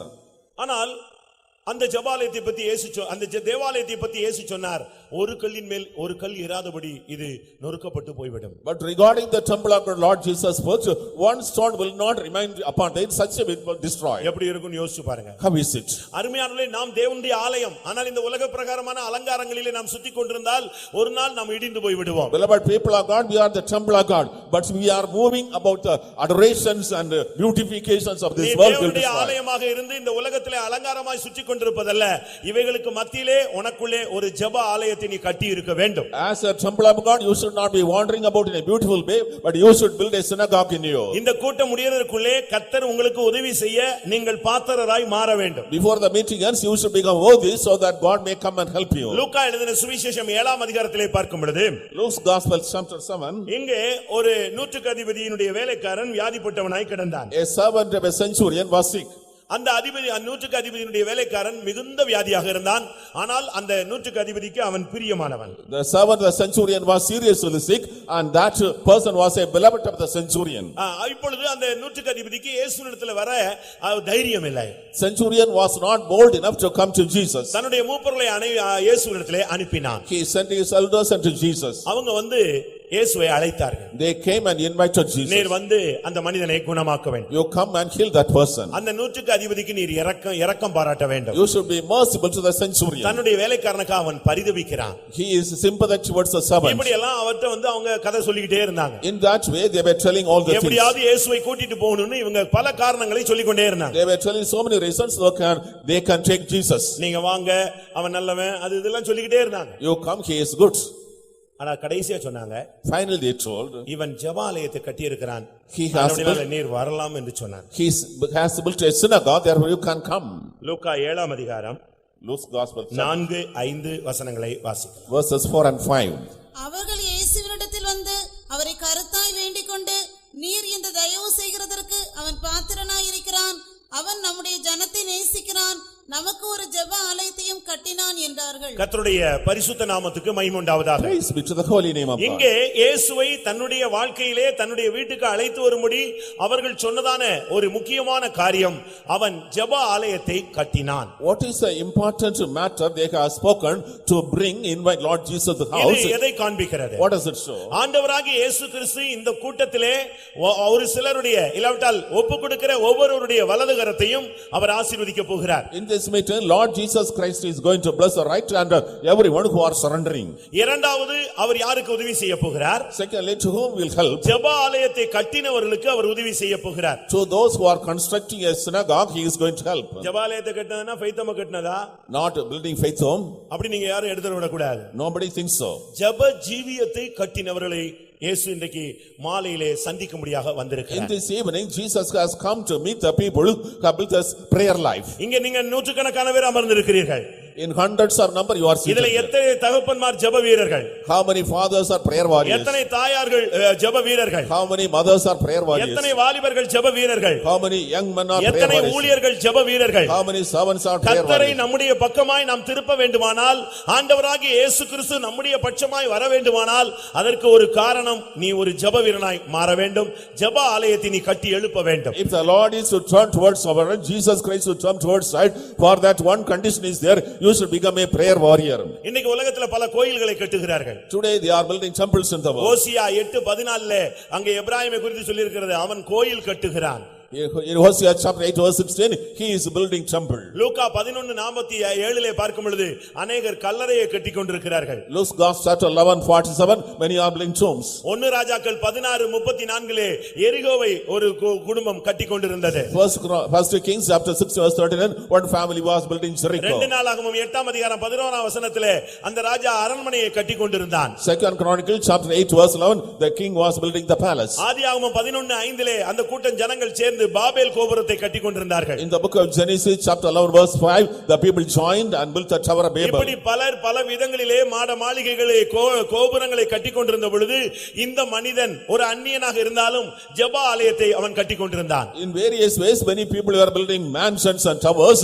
Even though he was a Gentile, he was building a synagogue. அருமையான நண்பனே, நீ பாபேலை கட்டிக் கொண்டிருக்கிறாயா? Beloved friend, are you building Babel? Babel சொன்னா குழப்பம். Babel means confusion. உன்னுடைய வாழ்க்கையில மறுபடி குழப்பத்தையே கட்டி எழுப்பி கொண்டிருக்கிறாயா? Again and again, are you building confusion in your life? இந்த உலகத்துல பல அந்நிய தெய்வங்களுக்கு அந்நிய ஜனங்களுக்கு நீ கோயில் கட்டி கொடுத்து கொண்டிருக்கிறாயா? Or are you constructing temples to strange people and giving? இல்ல செத்து போனவங்க அம்மா அப்பா அண்ணன் தம்பி மனைவி புருஷன் இவங்களுக்கு எல்லாம் கல்லறை கட்டி இருக்கிறீர்களா? Are you building sepulchre tombs for your dead dear ones, mother, father, son and so on? இல்லாவிட்டால் தேவனால் தேவனுடைய மனிதனால் சபிக்கப்பட்ட எரிகோவை நீங்கள் கட்டி எழுப்பி எழுப்பிக் கொண்டிருக்கிறீர்களா? Are you building the Jericho which has been cursed by God and the man of இந்த God? மாலை வேளையிலே கர்த்தருடைய வார்த்தை உன்னை நோக்கி வருகிறது. This evening the word of God comes to you. நீங்கள் உங்களுடைய வாழ்க்கையிலே எதை கட்டிக் கொண்டிருக்கிறீர்கள்? What are you building in your life? இந்த உலகத்துல வீடு இல்ல, நிலம் இல்ல, இத பத்தி கவலைப்படாத. நீ உன்னுடைய ஜெப ஆலயத்தை கட்டி எழுப்பு, அது போதுமானது. Don't worry, I am not having land and house. Build your spiritual life, prayer life, it is enough. இவன் நம்முடைய ஜனத்தை கருத்தாய் நேசிக்கிறான்னு சொன்னாங்க. இயேசு அமைதியா நின்று கொண்டே இருந்தார். Jesus was telling, he said he loved my people very much. இவன் ஜெபாலயத்தை கட்டினான்னு சொன்ன உடனே இயேசு உடனே புறப்பட்டு அந்த மனிதனை தேடி போகிறார். As soon as they said he built a synagogue, at once he started. ஜெபஜீவியே இல்லாத மனிதன் கர்த்தரிடத்திலிருந்து நன்மையை பெற்றுக்கொள்ள முடியாது. A man without prayer life cannot receive any benefit from God. உங்களுடைய ஜெப வாழ்க்கை எப்படி இருக்கிறது? How is your prayer life? உங்களுடைய ஜெப நேரம் என்ன? What are your prayer times? உங்களுடைய ஜெப வேளை எது? What is the time of prayer? உங்களுடைய ஜெப வாழ்க்கை எப்படி இருக்கிறது? How is your prayer life? அருமையானவர்களே, இந்த மாலை வேளையிலே இந்த கூட்டங்களின் வாயிலாக உங்களுக்குள்ளே ஒரு காரியத்தை கட்டி எழுப்ப தேவன் விரும்புகிறார். In this evening, by these meetings, the Lord is willing to build a thing inside you. இந்த கூட்டத்திலே 3 காரியத்தை கர்த்தர் செய்ய போகிறார். God is going 3 things in the meeting. இந்த முதலாம் நாள் கூட்டத்திலே 3 காரியங்களை கர்த்தர் செயல்படுத்த விரும்புகிறார். On the first day meeting, the Lord wants to do 3 things. ஒன்று, உன்னுடைய வலதுகரத்தின் சாபம் நீங்க வேண்டும். First of all, the curse of the right hand should be taken away. அந்த வலதுகரத்தின் சாபம் ஊழியர்களுக்கு போய்விட்டால் அவர்கள் கை வைத்தால் சுகம் உண்டாகும். If the curse of the right hand is departed from the servants of God, place the hand, they will be healed. ஒரு ஊழியனுடைய வலதுகரம் ஆசீர்வதிக்கப்பட்டால் அவன் தொட்டால் பிசாசு ஓடும். If the right hand of a servant is blessed, he touches, the devil will flee. ஒரு ஊழியனுடைய வலதுகரம் ஆசீர்வதிக்கப்பட்டால் அவன் தொடும் பொழுது அந்த இடத்துல ஆசீர்வாதம் ஆரம்பிக்கும். If the right hand of a servant of God is blessed, when he goes and blesses the person, there will be blessing. இரண்டாவது, இன்றைக்கு கர்த்தர் உன்னுடைய ஜெப வாழ்க்கையிலே ஒரு வித்தியாசமான ஒரு பாதையிலே இனிமேல் உன்னை கொண்டு போக போகிறார். Secondly, the Lord is taking you in different path in the prayer life. உங்களுடைய ஜெப நேரம் எப்படி இருக்கிறது? How is your prayer verse? அதிகாலை ஜெபம் எப்படி இருக்கிறது? How is your dawn prayer? பகல் ஜெபம் எப்படி How is இருக்கிறது? your daytime prayer? மாலை ஜெபம் எப்படி How is இருக்கிறது? the evening prayer? இரவு குடும்ப ஜெபம் எப்படி How இருக்கிறது? is the night உங்களுடைய family prayer? midnight prayer எப்படி How இருக்கிறது? is the midnight prayer? உங்களுடைய தனி ஜெபம் எப்படி How இருக்கிறது? is the personal prayer? உங்களுடைய சகோதரர்கள் ஜெபம் எப்படி இருக்கிறது? How is the brother's உங்களுடைய prayer? சகோதரிகள் ஜெபம் எப்படி How is இருக்கிறது? the sister's prayer? அருமையானவர்களே, இந்த வார்த்தை எல்லாம் தேவன் கேட்க சொல்லுகிறார். Beloved people, the Lord is asking to us such questions. உங்களுடைய ஜெப ஆலயம் எப்படி இருக்கிறது? How is your synagogue? நல்ல கல்லுகள் எல்லாம் வச்சு இந்த ஒரு இடம் அழகா கட்டி வச்சிருக்கிறோம், இப்படி அல்ல. இதை நான் சொல்லவில்லை. உங்களுடைய ஜெப வாழ்க்கையை நீங்க எவ்வளவு உயரம் கட்டி வச்சிருக்கிறீங்க? How tall you have built your prayer life? உங்களுடைய நைட் பிரேயர் எப்படி இருக்கிறது? How is your night prayer? வேதம் சொல்லுகிறது, ராத்திரியிலே முதற் சாமத்தில் எழுந்து கூப்பிடு, மூச்சித்து தெருக்களிலே மூச்சித்து கிடக்கிற உன்னுடைய பிள்ளைகளுடைய பிராணனுக்காக உன் கைகளை முதற் சாமத்தில் எழுந்து ஏறெடு, உன் கண்ணிமைகள் எப்பொழுதும் அது திறந்தே இருக்கட்டும், தேவனை நோக்கி காத்துரு. The scripture says at night in the first watch you wake up and pray so that all the dear ones who are fainted in the streets they may be delivered, and you make use of the prayers shedding tears in the night hours. உன் கண்ணின் கருப்பு விழியை சும்மா இருக்க ஒட்டாதே. Do not make your eyes remain idle. இதுதான் புலம்பல்ல சொல்லப்பட்ட வார்த்தை. These are the words spoken in Lamentation. அது பாதிக்கப்பட்ட பின்பு அவர்கள் சொன்ன வார்த்தை. The people were damaged, they were spoken. அருமையானவர்களே, நாம் பாதிக்கப்பட்ட பின்பு ஜெபிக்க வேண்டிய அவசியம் இல்லை. No necessity is pray for after damage. அது எல்லா மனிதனும் ஜெபிக்க கூடிய பழக்கம். And everybody does it. பழைய ஏற்பாட்டு அன்னாளுக்கும் புதிய ஏற்பாட்டு அன்னாளுக்கும் பெரிய வித்தியாசம் இருக்கிறது. There is a difference in Old Testament Hannah and New Testament Anna. பழைய ஏற்பாட்டு அன்னாள் காரியத்துக்காக ஜெபித்து கண்ணீர் விட்டு இருதயத்தை உடைத்து நொறுக்கி ஊற்றி ஐயோ என் ஆண்டவனேன்னு புலம்புகிற ஒரு ஆள். The Old Testament Hannah was praying for a particular thing. She was broken in the heart and shedding tears for a particular thing. இன்னொரு பெண் அவளை வேதனைப்படுத்தின பொழுதுதான் ஜெபம் வந்தது. When another tormented her, there was prayer in her. பிள்ளை இல்லாமல் வாழ்க்கையிலே தவித்த பொழுதுதான் அவளுக்கு ஜெபம் வந்தது. She was barren, therefore there was prayer in her life. அதாவது காரியம் தேவை இவைகளுக்காக அவள் ஜெபித்தாள். For the necessity and need she was praying. 1 Samuel 2ஆம் அதிகாரத்திலே நீங்கள் அந்த பெண்ணினுடைய 1ஆம் அதிகாரம் 2ஆம் அதிகாரத்திலே அவளுடைய வேதனைகள் அதற்குரிய பதில் உங்களுக்கு தெரியும். In the first Samuel chapter 1 and 2 you know the agony and the remedy she got. ஆனால் லூக்கா 2ஆம் அதிகாரம் 37ஆம் வசனத்திலே புதிய ஏற்பாட்டு அன்னாள் அங்கே சொல்லப்பட்டிருக்கிறார். Luke's chapter 2 verse 37, the New Testament Anna is mentioned. நீங்கள் अनेகர் பழைய ஏற்பாட்டு அன்னாளையே படித்துக்கொண்டு நான் இருதயத்தை ஊற்றுகிறேன், அது காரியத்துக்கு ஜெபிக்கிற ஒரு தன்மை. And you are reading the Old Testament Anna and pray, Lord, I am pouring my tears like Anna, it is for a particular matter. ஆனால் புதிய ஏற்பாட்டு அன்னாள் எப்படிப்பட்டவள்? What sort of woman is the New Testament அவள் Anna? இடைவிடாமல் ஜெபிக்க கூடியவள். She is continuously praying. 84 வயது. 84 years old. தேவாலயத்தை விட்டு நீங்க மாட்டாள். She did not depart from the இரவும் temple. பகலும் உபவாசிப்பாள். Day and night fast. இரவும் பகலும் ஜெபம் பண்ணுவாள். Day and night praise. இரவும் பகலும் ஆராதனை செய்து கொண்டே Day இருப்பாள். and night worship God. காரியத்துக்காக ஜெபிக்கிறதல்ல. Not praying for a matter. அவளுடைய ஜெப வாழ்க்கை தனியாக கட்டி எழுப்பிக் கொண்டே இருந்தாள். Her prayer life was built up separately. அவளுக்கு 84 வயதுல பலவீனங்கள் உண்டு, சுகவீனங்கள் உண்டு, முடியாத தன்மைகள் உண்டு. ஆனால் ஜெபத்தை அவர் தடுத்து நிறுத்தவே இல்லை. At the age of 84 she got disabilities, problems and various shortcomings, yet she did not stop the prayer life. ஒரு தனிப்பட்ட ஒரு ஆவிக்குரிய மனிதனுடைய வாழ்க்கையிலே தேவன் கிரியை செய்ய விரும்புவாரானால் அது அதிகமாக அவனுடைய ஜெப நேரத்தில் தான் அவனோடு அவர் இடைபடுகிறார். If the Lord is willing to deal with a spiritual person, only at the time of prayer the Lord is dealing with him. உங்களில் விசுவாசிகளோ ஊழியர்களோ தேவன் தன்னோடு இடைபட வேண்டும் என்று நீங்கள் விரும்பினால் அவர் இடைபடும் நேரம் ஜெப நேரமே. If the believers, servants of God, desire the Lord should deal with them, it is a prayer time when the Lord is dealing with you. அப்போஸ்தலர் 3ஆம் அதிகாரம் 1ஆம் வசனத்திலே ஜெப வேளையாகிய அந்த 9ஆம் மணி நேரத்திலே பேதுருவும் யோவானும் தேவாலயத்துக்கு போனார்கள். அங்கே சப்பானி குணமாக்கப்பட்டான். அற்புதம் நிகழ்ந்தது. In Acts chapter 3:1, that is the time our prayer, John and Peter went to the temple of God, and there was a crippled man and he was healed there, we read. ஜெப வேளையாகிய 9ஆம் மணி நேரம். At the hour of prayer, the 9th hour. எல்லாரும் அங்க போயிடுவாங்க. Everybody goes. அவன் அப்போஸ்தலனா இருந்தாலும் சரி, அவன் யாரா இருந்தாலும் சரி, அவங்க போய் நிக்கணும். Whether he is an apostle or whoever he may, he should stand. உங்களுடைய வாழ்க்கையில ஜெப நேரத்தை நீங்க கீப் அப் பண்ணி பாருங்க, கர்த்தர் உங்களுக்கு தனியான ஒரு ஸ்பெஷல் ஆசீர்வாதத்தை தருவார். You keep the hour of prayer in your life, Lord will provide special blessing to you. ஜெபம் இல்லாம நம்ம இப்ப என்ன செய்றோம் தெரியுமா? ஊரா லெட்டர் எழுதி போடுறோம், போஸ்ட் கார்டு போடுறோம், செல்ல போன் பண்ணி சொல்லிடுறோம், எனக்காக ஜெபியுங்கள். ஆனா இவர் தூங்கிட்டு இருப்பாரு, அந்தால அவருக்காக ஜெபிச்சிட்டு இருப்பாரு. Without prayer, what we are doing, we are writing letters, we are giving SMS and we are informing by telephone God. He is sleeping, but other person is praying. ஒரு போஸ்ட் கார்டு எழுதி போட்டு அப்படி ஜெபம் கேட்கப்பட்டால் நான் சாட்சிக்கு எழுதுகிறேன். He writes in a postcard, if my prayer is answered, I will write testimony. இல்லாவிட்டால் காணிக்கை அனுப்புகிறேன். I will send the offering. இது அல்ல. This is not. நீ எங்கேயும் காணிக்கை அனுப்ப வேண்டாம், எங்கேயும் போஸ்ட் கார்டு போட வேண்டாம். நீயே போஸ்ட் கார்டு டைரக்டா ஆண்டவர்ட்ட போடலாம். You need not send the postcard and send the offering. You who also directly send the postcard. நீயே உட்காரு, முழங்கால முடக்கு, சுத்திகரி, தேவனை நோக்கி பாரு, உனக்கு வானம் திறக்கும். You sit beyond the knees, cleanse your life. See heaven, the heaven will open. உன்னுடைய ஜெப நேரத்திலே கர்த்தர் உன்னை தேடி வருவார். அந்த நேரத்துல நீ வீணாக நேரத்தை கழிக்கும் பொழுது உன்னுடைய ஆசீர்வாதம் உன்னை விட்டு எடுபட்டு போய் விடுகிறது. At the time of prayer, the Lord will come and descend upon you, and the blessings will come upon you. அப்போஸ்தலர் 10ஆம் அதிகாரம் 3ஆம் வசனத்திலே நாம் கொர்நேலியுடைய ஜெப நேரத்தை நாம் பார்க்கலாம். In Acts chapter 10 verse 3, we read about the prayer of Cornelius. அவன் ஒரு அந்நிய மனிதன், தன்னுடைய வீட்டிலே அந்த ஜெப வேளையாகிய 9ஆம் மணி நேரத்திலே அவன் ஜெபித்துக் கொண்டிருந்தான். He was a stranger, yet at the 9th hour he was praying in his house. அப்போஸ்தலர் 10ஆம் அதிகாரம் 9ஆம் வசனத்திலே பார்க்கும் பொழுது, In Acts chapter 10 verse 9, பேதுரு ஒரு வீட்டிலே தங்கி இருந்தான். அந்த நேரத்தில் அவனுடைய ஜெப நேரமாக இருந்தது. அது 6ஆம் மணி நேரமாக இருந்தது. 6ஆம் மணியோ 9ஆம் மணி நேரமோ அவனுடைய ஜெப நேரத்திலே, அந்த 6ஆம் மணி நேரத்திலே தனி பர்சனல் பிரேயர்ல அவன் ஜெபித்துக் கொண்டிருந்த பொழுது அவன் ஞான திருஷ்டி அடைந்தான். Peter went and stayed in a particular person's house. It was the 6th hour, it was the prayer time, whether it is 6th hour, 9th hour, whatever is prayer time, you should pray, then you shall receive blessing. அப்போஸ்தலர் 10ஆம் அதிகாரம் 2ஆம் வசனத்திலே கொர்நேலியு எப்பொழுதும் ஜெபிக்கக்கூடிய ஒரு மனிதனாய் தன்னை பயிற்சிவித்து வைத்திருந்தான். In Acts chapter 10 verse 2, Cornelius was a devout man who was constantly praying. அருமையான சகோதரனே, சகோதரியே, Beloved brother, sister, உன்னுடைய ஜெப ஆலயம் எப்படி கட்டி எழுப்பப்பட்டிருக்கிறது? how your synagogue built up?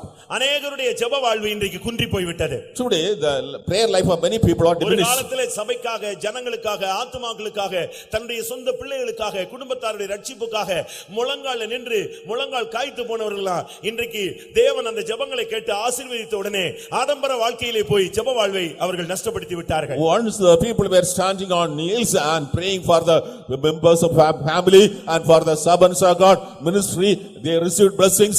When they received blessings, they are diminished in the prayer life. அன்றைக்கு ஆசீர்வாதம் இல்லை, ஆசீர்வாதத்துக்காக ஏங்கினார்கள். இன்றைக்கு ஜெபம் இல்லை, இன்றைக்கு தொல்லைகள் அதிகரித்து விட்டது. There were no blessings on that today. They were longing for blessings, therefore they prayed. But today they are increased in riches, no prayer. ஒவ்வொரு நாளும் வாழ்க்கையில பிரச்சனைகள் உண்டு. There are problems for everyone in the life. ஆனால் தானியேல் தன்னுடைய பிரச்சனைகளுக்கு மத்தியிலே தான் செய்து வந்தபடியே அவன் ஜெப ஆலயத்தை கட்டிக்கொண்டே இருந்தான். Daniel, in the midst of all circumstances, he was constructing the prayer life. பவுலுடைய வாழ்க்கை எப்படிப்பட்டது தெரியுமா? What sort of life Paul had? ஜெபத்திலே போராடுவான். ஜெபத்தில் போராடுவது. He used to strive in prayer. அவனுக்கு अनेक சீடர்கள் இருந்தார்கள். ஆனால் எப்பாப்பிராத்தீத்து மாத்திரம்தான் ஜெபத்திலே போராடுறதை அவனிடமிருந்து கற்றுக்கொண்டான். He had many disciples, only Epaphras learned how he was striving in prayer. ஊழியக்காரங்கிட்ட இருந்து நீங்க பல காரியங்களை கற்றுக்கொள்கிறீர்கள் பிரியமானவர்களே. அதிலே நீங்கள் மிகவும் சிறந்ததாக நீங்கள் கற்றுக்கொள்ள வேண்டியது ஜெபம் அவர்கள் எப்படி பண்ணுகிறார்கள், அவருடைய ஜெப வாழ்க்கை எப்படி இருக்கிறது என்பதை நீங்கள் கற்றுக்கொள்ள வேண்டும். அந்த அளவு முன்மாதிரியாக ஊழியர்கள் ஜெபிக்க கடமைப்பட்டிருக்கிறார்கள். Beloved people, you are learning many things from the servants of God, but particularly you should learn about the prayer life, how they pray. You should follow that model, and the servants of God should build their spiritual life to be a model. விழித்திருந்து ஜெபியுங்கள். Be watchful and pray. ஜெபத்திலே தரித்து இருங்கள். Abide in prayer. உபவாசித்து ஜெபியுங்கள். Fast and pray. விசுவாசித்து ஜெபியுங்கள். Believe in prayer. ஸ்தோத்திரத்தோடு ஜெபியுங்கள். Pray with praising. பரிசுத்த ஆவிக்குள் ஜெபியுங்கள். Pray in the Holy Spirit. சோர்ந்து போகாமல் ஜெபியுங்கள். Pray without fainting. கெஞ்சி பிரார்த்தித்து மன்றாடி ஜெபியுங்கள். Intercede and make a request and pray. ஊக்கத்தோடு ஜெபியுங்கள். With intercession pray. நடுராத்திரியில் ஜெபம் பண்ணுங்கள். In the midnight you pray. இடைவிடாமல் ஜெபம் பண்ணுங்கள். Pray without ceasing. பாவத்தை அறிக்கையிட்டு ஜெபியுங்கள். Confess your sins and pray. ஊழியரோடு இணைந்து ஜெபியுங்கள். Join the servants of God and pray. இதுக்கெல்லாம் வசனம் உண்டு, டைம் இல்ல. There are verses, no time. எசேக்கியா ராஜா ஏசாயா தீர்க்கதரிசியோடு ஊழியக்காரனோடு சேர்ந்து ஜெபித்த பொழுது கர்த்தர் உடனே அதற்கு பதில் கொடுத்தார். King Ezekiel joined the prophet Isaiah and prayed. At once the Lord gave answer. இந்த ஜெபாலயம் கட்டினாதானே இந்த ஜெபாலயத்துக்கு இயேசு வர முடியும். Only when you build the synagogue, Jesus can come into the synagogue. ஜெபாலயம் இல்லாவிட்டால் அங்கே பாதிக்கப்பட்டவர்கள் வர முடியாது, இயேசுவும் அங்கே வர முடியாது. If there is a synagogue, the affected people cannot come, Jesus cannot come. அந்த ஜனங்கள் எழுத்தின் பிரகாரமான ஒரு ஜெபாலயத்தை கட்டி இருந்தார்கள். அங்கே பாதிக்கப்பட்ட மனிதர்கள் வந்தார்கள், இயேசுவும் அங்கே வந்தார், விடுதலை நல்கினார். Literally the people have built a synagogue, the affected people came, Jesus came, he was delivered. அதுபோல In the same இந்த way, மாலை வேளையிலே ஆவிக்குரிய ஜீவியத்திலே நாம் ஜெப வாழ்வை கட்டினால் பாதிக்கப்பட்ட ஜனங்கள் நம்மிடத்திலே ஜெபிக்க வருவார்கள், தேவன் அற்புதங்களை செய்வார். in this evening hour, if you build our spiritual life, the affected people will come, the Lord will come and do miracles. இந்த கூட்டத்திலே கர்த்தர் இரண்டாவது செய்ய போறது என்ன? What the Lord is going to second? உங்களுக்கு ஒரு ஜெப ஆவியை தர போகிறார். The Lord is going to give a spiritual அது prayer. வேண்டும் என்று சொல்லுகிறவர்கள் கரங்களை உயர்த்தி அல்லேலூயா சொல்லுங்கள். Hallelujah. சகரியா 12ஆம் அதிகாரம் 10ஆம் வசனத்தை வாசிக்கலாம். Zechariah chapter 12 verse 10. சகரியா 12:10. Zechariah chapter 12 verse 10. நான் தாவீது குடும்பத்தாரின் மேலும் எருசலேம் குடிகளின் மேலும் கிருபையின் ஆவியையும் விண்ணப்பங்களின் ஆவியை ஊற்றுவேன். அப்பொழுது அவர்கள் தாங்கள் குத்தின என்னை நோக்கி ஒருவன் தன் ஒரே பேரானவனுக்காக புலம்புகிறது போல எனக்காக புலம்பி, ஒருவன் தன் தலைச்சன் பிள்ளைக்காக துக்கிக்கிறது போல எனக்காக மனங்கசந்து துக்கிப்பார்கள். கர்த்தருடைய பரிசுத்த நாமத்துக்கு மகிமை உண்டாவதாக. Praise be to the holy name. அருமையானவர்களே, இங்கே பார்க்கும் பொழுது கிருபையின் ஆவியையும் விண்ணப்பத்தின் ஆவியையும் நான் அவர்கள் மேல் ஊற்றுவேன் சொல்லுகிறார். Here says, I will pour the spirit of supplication and grace upon them. யாராவது இந்த கூட்டம் முடியறதுக்குள்ளே இந்த ஆவியை பெறாமல் எழும்பி போகாதீங்க. Nobody should arise without getting the spirit before the meeting நான் ends. திரும்பவும் சொல்லுகிறேன், I remind you. இந்த கூட்டத்துக்கு வந்துவிட்டு இந்த விண்ணப்பத்தின் ஆவி கிருபையின் ஆவியை பெறாமல் நீங்கள் போனால் உங்களை போல நிர்பாக்கியம் உள்ளவர்கள் யாருமே இருக்க முடியாது. If you attend the meeting and you return without receiving the spirit of grace and supplication, there is nobody who is miserable like you. தாவீதின் குடும்பம் ஊழியர்கள் மேல், The family of David upon servants of God. எருசலேமின் குடிகள் விசுவாசிகள் மேல், They inhabit Jerusalem, the believers. கர்த்தர் இந்த ஆவியை ஊற்ற போறாராம். The Lord is going to pour the இது spirit. கடைசி கால ஜெப ஆவியின் ஒரு அனுபவம். This is the experience, the spirit of இந்த prayer. ஜெப ஆவி வந்தா நீங்க எப்படி ஜெபம் பண்ணுவீங்க தெரியுமா? If you have spirit, how will you pray? ஒரு மூத்த பிள்ளை ஒரு வீட்ல செத்து போயிட்டா எப்படி இருக்கும்? How if the eldest son is dead in the church? இல்ல ஒரே ஒரு பிள்ளை தான் அந்த வீட்ல இருந்துச்சு, அந்த பிள்ளை செத்து போனா எப்படி இருக்கும்? Only one child you have, that child is dead. How is your condition? அந்த அளவு புலம்பி ஜெபிப்பாங்களாம். So much you will lament and pray. அதனால அந்த ரெண்டு பாயிண்ட் சொல்லி இருக்கிறார். 2 points are mentioned. ஒரே பேரானவனுக்காக புலம்புவது போல தன் தலைச்சன் பிள்ளைக்காக புலம்புகிறது போல ஜெபிப்பான். He will pray as though he is praying for the eldest son as the only son. கீழே நீங்க பாத்தீங்கன்னா In the below, தேசம் ஜெபிக்கும், the land will pray. வம்சம் ஜெபிக்கும், The குடும்பம் ஜெபிக்கும், family will pray. தனித்தனியா ஜெபிப்பான், Individual prayer. ஸ்திரீகள் ஜெபிப்பார்கள், Women will pray. புருஷர்கள் ஜெபிப்பார்கள். Men will pray. இந்த ஆவியினுடைய எஃபெக்ட் அதுதான். This is the effect of the இந்த prayer. தக்கலை கன்வென்ஷனுடைய முதலாம் நாள் கூட்டத்திலே கர்த்தர் உங்களுக்கு கொடுக்கிற ஜெப ஆவி இனிமேல் உங்களுடைய சாவின் முடிவு வரை, உங்களுடைய வாழ்வின் முடிவு வரை அது உங்களுக்குள்ளே அந்த ஜெப தீபம் எரிந்து கொண்டே இருக்க வேண்டும். The spirit of prayer the Lord is giving on the first day of Thakalai convention, it will be burning in you till your death. இது இல்லாம நீ எழும்பி போகாத. Without this you should not get up. அப்படினா நீ எம்டியா வந்து எம்டியா போறேன்னு அர்த்தம். That means you came empty and returned ஒரு empty. ஏமாந்த நிலவரத்திலே வாழ்க்கையில இதுவரை போய் விட்டாய், இனியும் ஏமாற போகிறாய். You have been deceived in your life, but you will be deceived in future also. ஒருவேளை இப்பொழுது உங்களுக்கு ஜெபாவி இல்லாத ஒரு சூன்யமான நிலவரத்திலே வந்திருக்கலாம். Now you are without any prayer life, you are in a zero condition. ஆனால் கர்த்தர் என்ன செய்ய போகிறார் தெரியுமா? What God is going இந்த to do? கூட்டத்திலே அந்த ஜெப ஆவியை உங்கள் மேல் என் மேல் அருள போகிறார். The Lord is going to pour upon you and to me that spirit of prayer. இந்த ஜெபம் வரும் பொழுது When the prayer comes, உனக்கு பயம் போய்டும். you will have no fear. இந்த ஜெபம் வரும் பொழுது When this prayer உனக்கு comes, தூக்கம் போய்டும். you cannot sleep. இந்த ஜெபம் வரும் பொழுது When this prayer comes, நைட்ல தூங்காம இருந்ததுக்காக காலையில பலவீனம் வராது, பலவீனம் போய்டும். even though you are not sleeping in the night, you will not be weak in the daytime. உலக கவலை பாரங்கள் எல்லாம் போய் ஜெப கவலை உனக்கு வந்துவிடும். The cares of the world and worries will be departing. You will be concerned about prayer. ஒரு 10 நிமிடம் கிடைச்சா நீ ஜெபிக்க ஆரம்பித்து விடுவாய். If you have 10 times, start praying. யாரையாவது பார்த்தா ஜெபிக்கலாமான்னு கேட்பாய். If you see somebody, shall I pray? You ask. உன்னுடைய முழங்கால் ஒரு 5 நிமிஷம் கிடைச்சா முடங்கி விடும். And if you get time 5 minutes, your knees will bow. கர்த்தரும் நீயும் இணைந்து செயல்படக்கூடிய ஒரு வாழ்வை நீ இனிமேல் பயிற்சி வைப்பாய். You will exercise a life wherein you join with God and do things. அருமையானவர்களே, உங்களில் எத்தனை பேருக்கு இப்படிப்பட்ட அனுபவம் தேவை? How many have need this experience? அடுத்து இயேசு கிறிஸ்து இரண்டாவதாக இன்னொரு ஜெபாலயத்துக்கு கடந்து போனார். Jesus went to another synagogue again. அது உங்களுக்கு எல்லாருக்கும் தெரியும், நான் அதை சுருக்கமாக சொல்ல விரும்புகிறேன். I want to tell briefly because you know that. அந்த மூன்றாவது கிரியையும் இந்த கூட்டத்திலே நடந்தால் நலமாயிருக்கும். It is better a third action is done in this meeting. லூக்கா எழுதின சுவிசேஷம் 13ஆம் அதிகாரம் 10-11. Luke's Gospel chapter 13 verses 10 and 11. ஒரு ஓய்வு நாளில் அவர் ஜெபாலயத்தில் போதகம் பண்ணிக் கொண்டிருந்தார். அப்பொழுது 18 வருஷமாய் பலவீனப்படுத்தும் ஆவியை கொண்ட ஒரு ஸ்திரீ அங்கே இருந்தால்.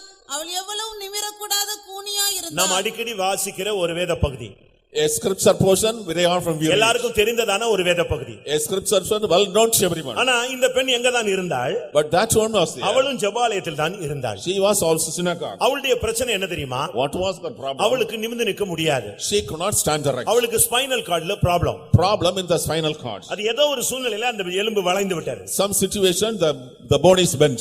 அது ரொம்ப நிர்பந்தமான நிலவரத்துக்கு அவளை கொண்டு போய் விட்டது. It has taken her to a miserable இந்த condition. சப்ஜெக்ட் நீங்க அநேகர் கேட்டதான ஒரு வேத பகுதி, ஆனால் அநேகருக்குள்ள இருக்கிறதான ஒரு வேத பகுதி. It is a truth which many often heard, but it is prevailing in everyone. இந்த சப்ஜெக்ட் நம்ம ரொம்ப அடிக்கடி கேக்குறோம். We very often hear the truth. அதுக்கு ஏன் அடிக்கடி ஆண்டவர் இந்த வார்த்தையை பேசிட்டு வராரு? Why the Lord is repeatedly speaking this word? அநேகருடைய வாழ்க்கையில அடிக்கடி இதுதான் வந்து கொண்டே இருக்கிறது. In the life of many people, it is happening often. Weakness. Weakness. எல்லாரும் சில காரியத்தை சொல்லுவாங்க, அது என் வீக்னஸ் மா. Some say it is my weakness. ஒரு சிலரை பார்த்து கேட்பாங்க, உங்களுடைய பலம் என்ன, உங்களுடைய பலவீனம் என்ன? To some you ask, what is your strength, what is your weakness? அதே மாதிரி நம்ம ஆள்கிட்ட கேட்டா என்னுடைய பலவீனம் தான் மேக்ஸிமம் இருக்கு, பலம் கொஞ்சம் தான் இருக்குன்னு சொல்லுவாங்க. If you ask our people, maximum my weakness, not little strength. ஏன்னா உங்களை நிமிர விடாம சாத்தான் கட்டி வைக்கிறான். The devil is binding, they cannot erect. இந்த ஜெபாலயத்துக்குள்ள இயேசு வந்த பொழுது அங்கேயும் அவர் வந்து ஜெபாலய தலைவனையோ முதன்மையான ஆசனங்கள் இருக்கிறதையோ தேடி பார்க்கல. அந்த பெண் ஏன் இவ்வளவு வேதனைப்படுகிறாள் தான் அவளை தான் பார்த்தார். When Jesus went to that synagogue, he was not seeking for the ruler or the principal seats, he was concerned about the suffering of woman. எல்லாரும் நிமிர்ந்து பார்க்கும் பொழுது இவ குனிஞ்சிருந்து பார்த்துட்டு இருக்கா. Everybody is looking erect, but he is looking down. இயேசு பார்த்தாரு. Jesus saw. இவள நிமிர விடாம இவளுக்கு மேல ஒரு ஸ்பிரிட் இருக்கு. A spirit is there, it is not allowing her to stand erect. அங்க இருக்கிற ஜெபாலய தலைவனுக்கு அந்த கண்ணு தெரியல. The ruler of the synagogue did not see that. அங்க இருக்கிற ஜெப வீரர்களுக்கு தரிசனம் கிடைக்கல. The prayer warriors did not have vision. முதன்மையான ஆசனங்கள்ல இருக்கிறவங்களுக்கு இந்த பெண்ணினுடைய வேதனை புரியல. Those in principal they could not understand the pain of that woman. ஆனா என்ன நடந்தது? What happened? இயேசு வந்த உடனே கண்டுபிடிச்சாரு, இங்க ஒரு ஈவில் ஸ்பிரிட் இருக்கு. As soon as Jesus came, he identified there is an evil spirit. அந்த ஆவிதான் இந்த பெண்ணுடைய வாழ்க்கையை 18 வருஷமா பாழாக்கிருச்சு. That unclean spirit has spoiled her life for 18 years. அந்த ஸ்பிரிட்டுக்கு பேரு வேற என்னவும் கிடையாது, பலவீனப்படுத்துகிற ஆவி. The name of that spirit is the spirit of infirmity. அவர் இந்த உலகத்தில் இருக்கிற சுத்தி கொண்டிருக்கிற அசுத்தாவியுடைய பெயரை அவர் சொல்லவில்லை. He did not mention the names of the evil spirits wandering in the world. இந்த ஆவி யாரை பிடிச்சாலும் அவங்களை வீக் ஆக்கிடும். Whoever possessed by this spirit, they will be weak. கை வீக்கு, கால் வீக்கு, உட்கார முடியாது, எல்லாமே வீக்கு. இப்ப படிப்பும் வீக்கு, எல்லாமே ரிசல்ட் வீக், எல்லாமே வீக் தான். Weakness in the hand, weakness in the leg, weakness in the body, weakness in study, weakness in marks, in every respect weakness. பிரியமானவர்களே, உங்களுடைய வாழ்க்கையிலே சரீர பிரகாரமான பலவீனங்கள் இருக்கிறதா? Beloved, are there physical weakness in your life? ஆன்மீகத்திலே பல தோல்விகளிலே நீங்கள் சிக்கி பலவீனத்தை உணர்கிறீர்களா? Are you spiritually defeated and feel weakness in your spiritual life? உலகத்திலே கண்ணுக்கு தெரிகிற எதிரிகளை தாக்கி விடலாம், கண்ணுக்கு புலப்படாத எதிரியை நாம் எப்படி தாக்குவது? In the earth we can attract the enemies who are visible. How we can attract the invisible means அந்த ஆவியை நம்ம கண்ணுக்கு புலப்படாத பரிசுத்த ஆவியை வச்சு தான் தாக்கணும். with the Holy Spirit which is invisible, we have to attract that spirit. இயேசு என்ன பண்ணார் தெரியுமா? What did Jesus do? 18 வருஷமா அவளை கட்டி வைத்ததை பார்த்த உடனே அவர் பரிதபித்தார். Jesus was pitied looking at the woman who was bound for 18 long years. சாத்தான் 18 வருஷத்தை நாசப்படுத்தி விட்டானே. Satan has spoiled her 18 years. அருமையானவர்களே, உங்களுடைய வாழ்விலே நீங்கள் வேதனைப்படுவது மாத்திரமல்ல, உங்களுடைய வாழ்வில் உள்ள பாதிப்பை கண்டு கர்த்தரும் கூட வேதனைப்படுகிறார். Beloved people, not only you are troubled, the Lord is also having pain regarding your trouble. இந்த ஆவி வரும்பொழுது என்ன நடக்கிறது? When the spirit comes, what சில happens? குடும்பங்களே அப்படியே டவுன் ஆயிடுது. Some families are going down. இரண்டாம் சாமுவேலை நான் பார்க்கும் பொழுது In 2 Samuel அங்கே 3ஆம் அதிகாரத்திலே chapter 3, தாவீதின் குடும்பம் வர வர பலத்தது. the family of David was increasing, ஆனால் இவனுடைய சவுலுடைய குடும்பம் வர வர பலவீனப்பட்டு போயிடுச்சு. but the family of Saul was diminishing. இந்த ஸ்பிரிட் தாக்குன உடனே அந்த நல்லா இருந்த ராஜ குடும்பம் அப்படியே ஒண்ணுலாம போயிட்டான். When the spirit attacked the royal family which was good, went down. அநேக வாழ்ந்த குடும்பங்கள் இன்னைக்கு சீரழிகிறதுக்கு காரணம் என்ன? இந்த ஆவிகள் தான். Many prosperous families are spoiled today because of this spirit. அந்த குடும்பத்தையே பலவீனப்படுத்திடுச்சு. It made the family infirm. இன்னைக்கு விசுவாசிகள் ஒரு சிலர் பலவீனப்படுகிறார்கள். Today some believers are infirmed. அப்படியே பேக்ல போயிடுறாங்க. They go backwards. ஊழியத்துல பின்னால போயிடுறாங்க. They go backward in the நன்மை ministry. செய்யறதுல முன்னால வர்றதில்ல. They do not come forward. ஊழியங்கள்ல முன்னால வர்றதில்ல. They do not come forward. இந்த ஆவி என்ன பண்ணுது? இவன் பின்னால போன உடனே அவனை வெட்டி இருக்கு. This spirit goes because he goes back. 2 Samuel 3ஆம் அதிகாரத்துல பார்க்கும் பொழுது 2 Samuel chapter 3, 39ஆம் வசனத்துல தாவீது சொல்றார், நான் அபிஷேகம் பெற்றிருக்கிறேன், ஆனா இன்னும் எனக்குள்ள வீக்னஸ் இருக்கு. காரணம், ஒரு சிலர் என்னை விட பலவானா இருக்கிறார். in verse 39 he says, I am anointed, yet strong, yet I have weakness, because somebody are more strong than me. யோவாப், அபிசாய், ஆசகேல், இந்த மூணு பேரும் என்னை விட பலத்துக்கு மிஞ்சினவர்களாய் இருக்கிறார். Joba, Asha, Abishagel, they are stronger than me. அப்படினா என்ன அர்த்தம்? What does it mean? இந்த யோவாப்னு சொன்னா பழிவாங்குற ஒரு ஆவி. Joab in the spirit of revenge. அபிசாய்னு சொன்னா அவன் உதவி செய்வான், இன்னொரு விதத்துல அவன் வேறு விதத்துல கிரியை செய்யக்கூடிய மனிதன். Abishai will help, but he will do things in the wrong way. இன்னும் ஆசகேல்னு சொன்னா விடாம பிடிவாதமா பின்பற்றி போறவன். Asaba means he will follow presumptuously. இப்படி பலவிதமான பொல்லாத சுபாவங்கள் நமக்குள்ள இருந்து நம்முடைய ஆவிக்குரிய ஆன்மீக வாழ்வை அது பலவீனப்படுத்தி விடுகிறது. Such evil spirits are in us and they are weakening our spiritual life. ஒரு சிலர் விசுவாசத்தில் பலவீனமாய் போய் விட்டார்கள். Some have become weak in faith. ரோமர் 14ல நாம் இதை பார்க்க முடியும். Romans chapter 14. 1 கொரிந்தியர் 8ல பார்க்கும் பொழுது ஒரு சிலருடைய மனசாட்சி பலவீனப்பட்டு போய் விட்டது. In 1 Corinthians chapter 8, the conscience of some people are made இந்த weak. மனசாட்சி பலவீனப்பட்டவங்களை எப்படி கண்டுபிடிக்கலாம் தெரியுமா? How we can identify those who are weak in conscience? ஜெபத்துக்கே வர மாட்டான். They will not come for prayer. ஜெபத்தை விட்டு ஒதுங்குவான். They will go aside from. மனசாட்சி அடிபட்டதனால இவனுக்கு போய் இயேசுவின் நாமத்தில் கேட்டுக்கொள்கிறோம் பிதாவின்னு சொல்றதுக்கு தைரியம் கிடையாது. As the conscience is weak, he cannot go and ask receive in the name of Jesus. யாராவது வியாதியஸ்தருக்காக ஜெபிக்கணும்னா வர மாட்டான். ஏன்னா அந்த வியாதி தனக்கு வந்துரும்னு இவனுக்கு பயம். ஏன்னா மனசாட்சி சரியில்லை பாத்தீங்களா? If he is to pray for the sick people, he will not come because his conscience is not right. பிசாசு துரத்துற இடத்தை விட்டு மெல்ல நழுவி போய்டுவான். எனக்கு வேலை இருக்குன்னு. ஏன்னா அது இவனுக்குள்ள வந்துரும். ஏன்னா இங்க மனசாட்சி வீக்ல இருக்கு. அது jump பண்ணிரும். If there is a possession of the evil spirit, he will not come and pray. He will go backward because he is afraid.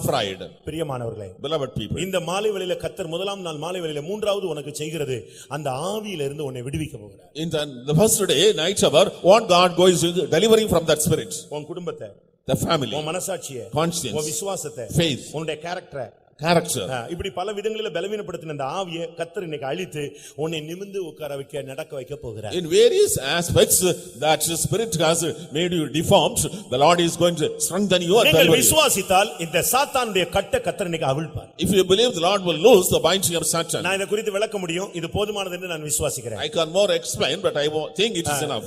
மற்ற ஜெபாலயங்களுக்கு போனதை நாம் பின்னாலே பார்க்கலாம். We will consider going to other synagogues இந்த later. மூணு காரியமும் எனக்குள்ளே நடக்க வேண்டும் என்று நான் தவிக்கிறேன். I long that these three things took place in me.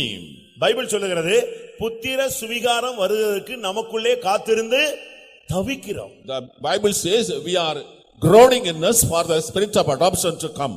அந்த வலது கை சூம்பின மனுஷன் தவித்தான். The man whose right hand was longing. N guy சரியாகாதா? Will not my right hand be set right? நீட்ட முடியாதா? Can I lift it? என் கையை தூக்கி எடுக்க முடியாதா? Cannot I lift up my house? என் வாழ்க்கை இவ்வளவுதானா? Is my life so much? அவன் தவிச்சான். He was longing. கர்த்தர் அவனை குணமாக்கினார். The Lord healed him. அந்த நூற்றுக்கு அதிபதி என் வேலைக்காரன் சுகமாக மாட்டானா? The centurion will not be someone who be healed. யாரையெல்லாமோ கூப்பிட்டு அனுப்பி விடுறான். He is inviting many people. என்ன நடந்தது? What happened? அவன் ஜெபாலயத்தை கட்டினதினால் அவனுக்கு விடுதலை கிடைத்தது. As he built the synagogue, he got deliverance. அந்த பெண் 18 வருஷமா வாழ்க்கையில அப்படியே பழகிட்டான்.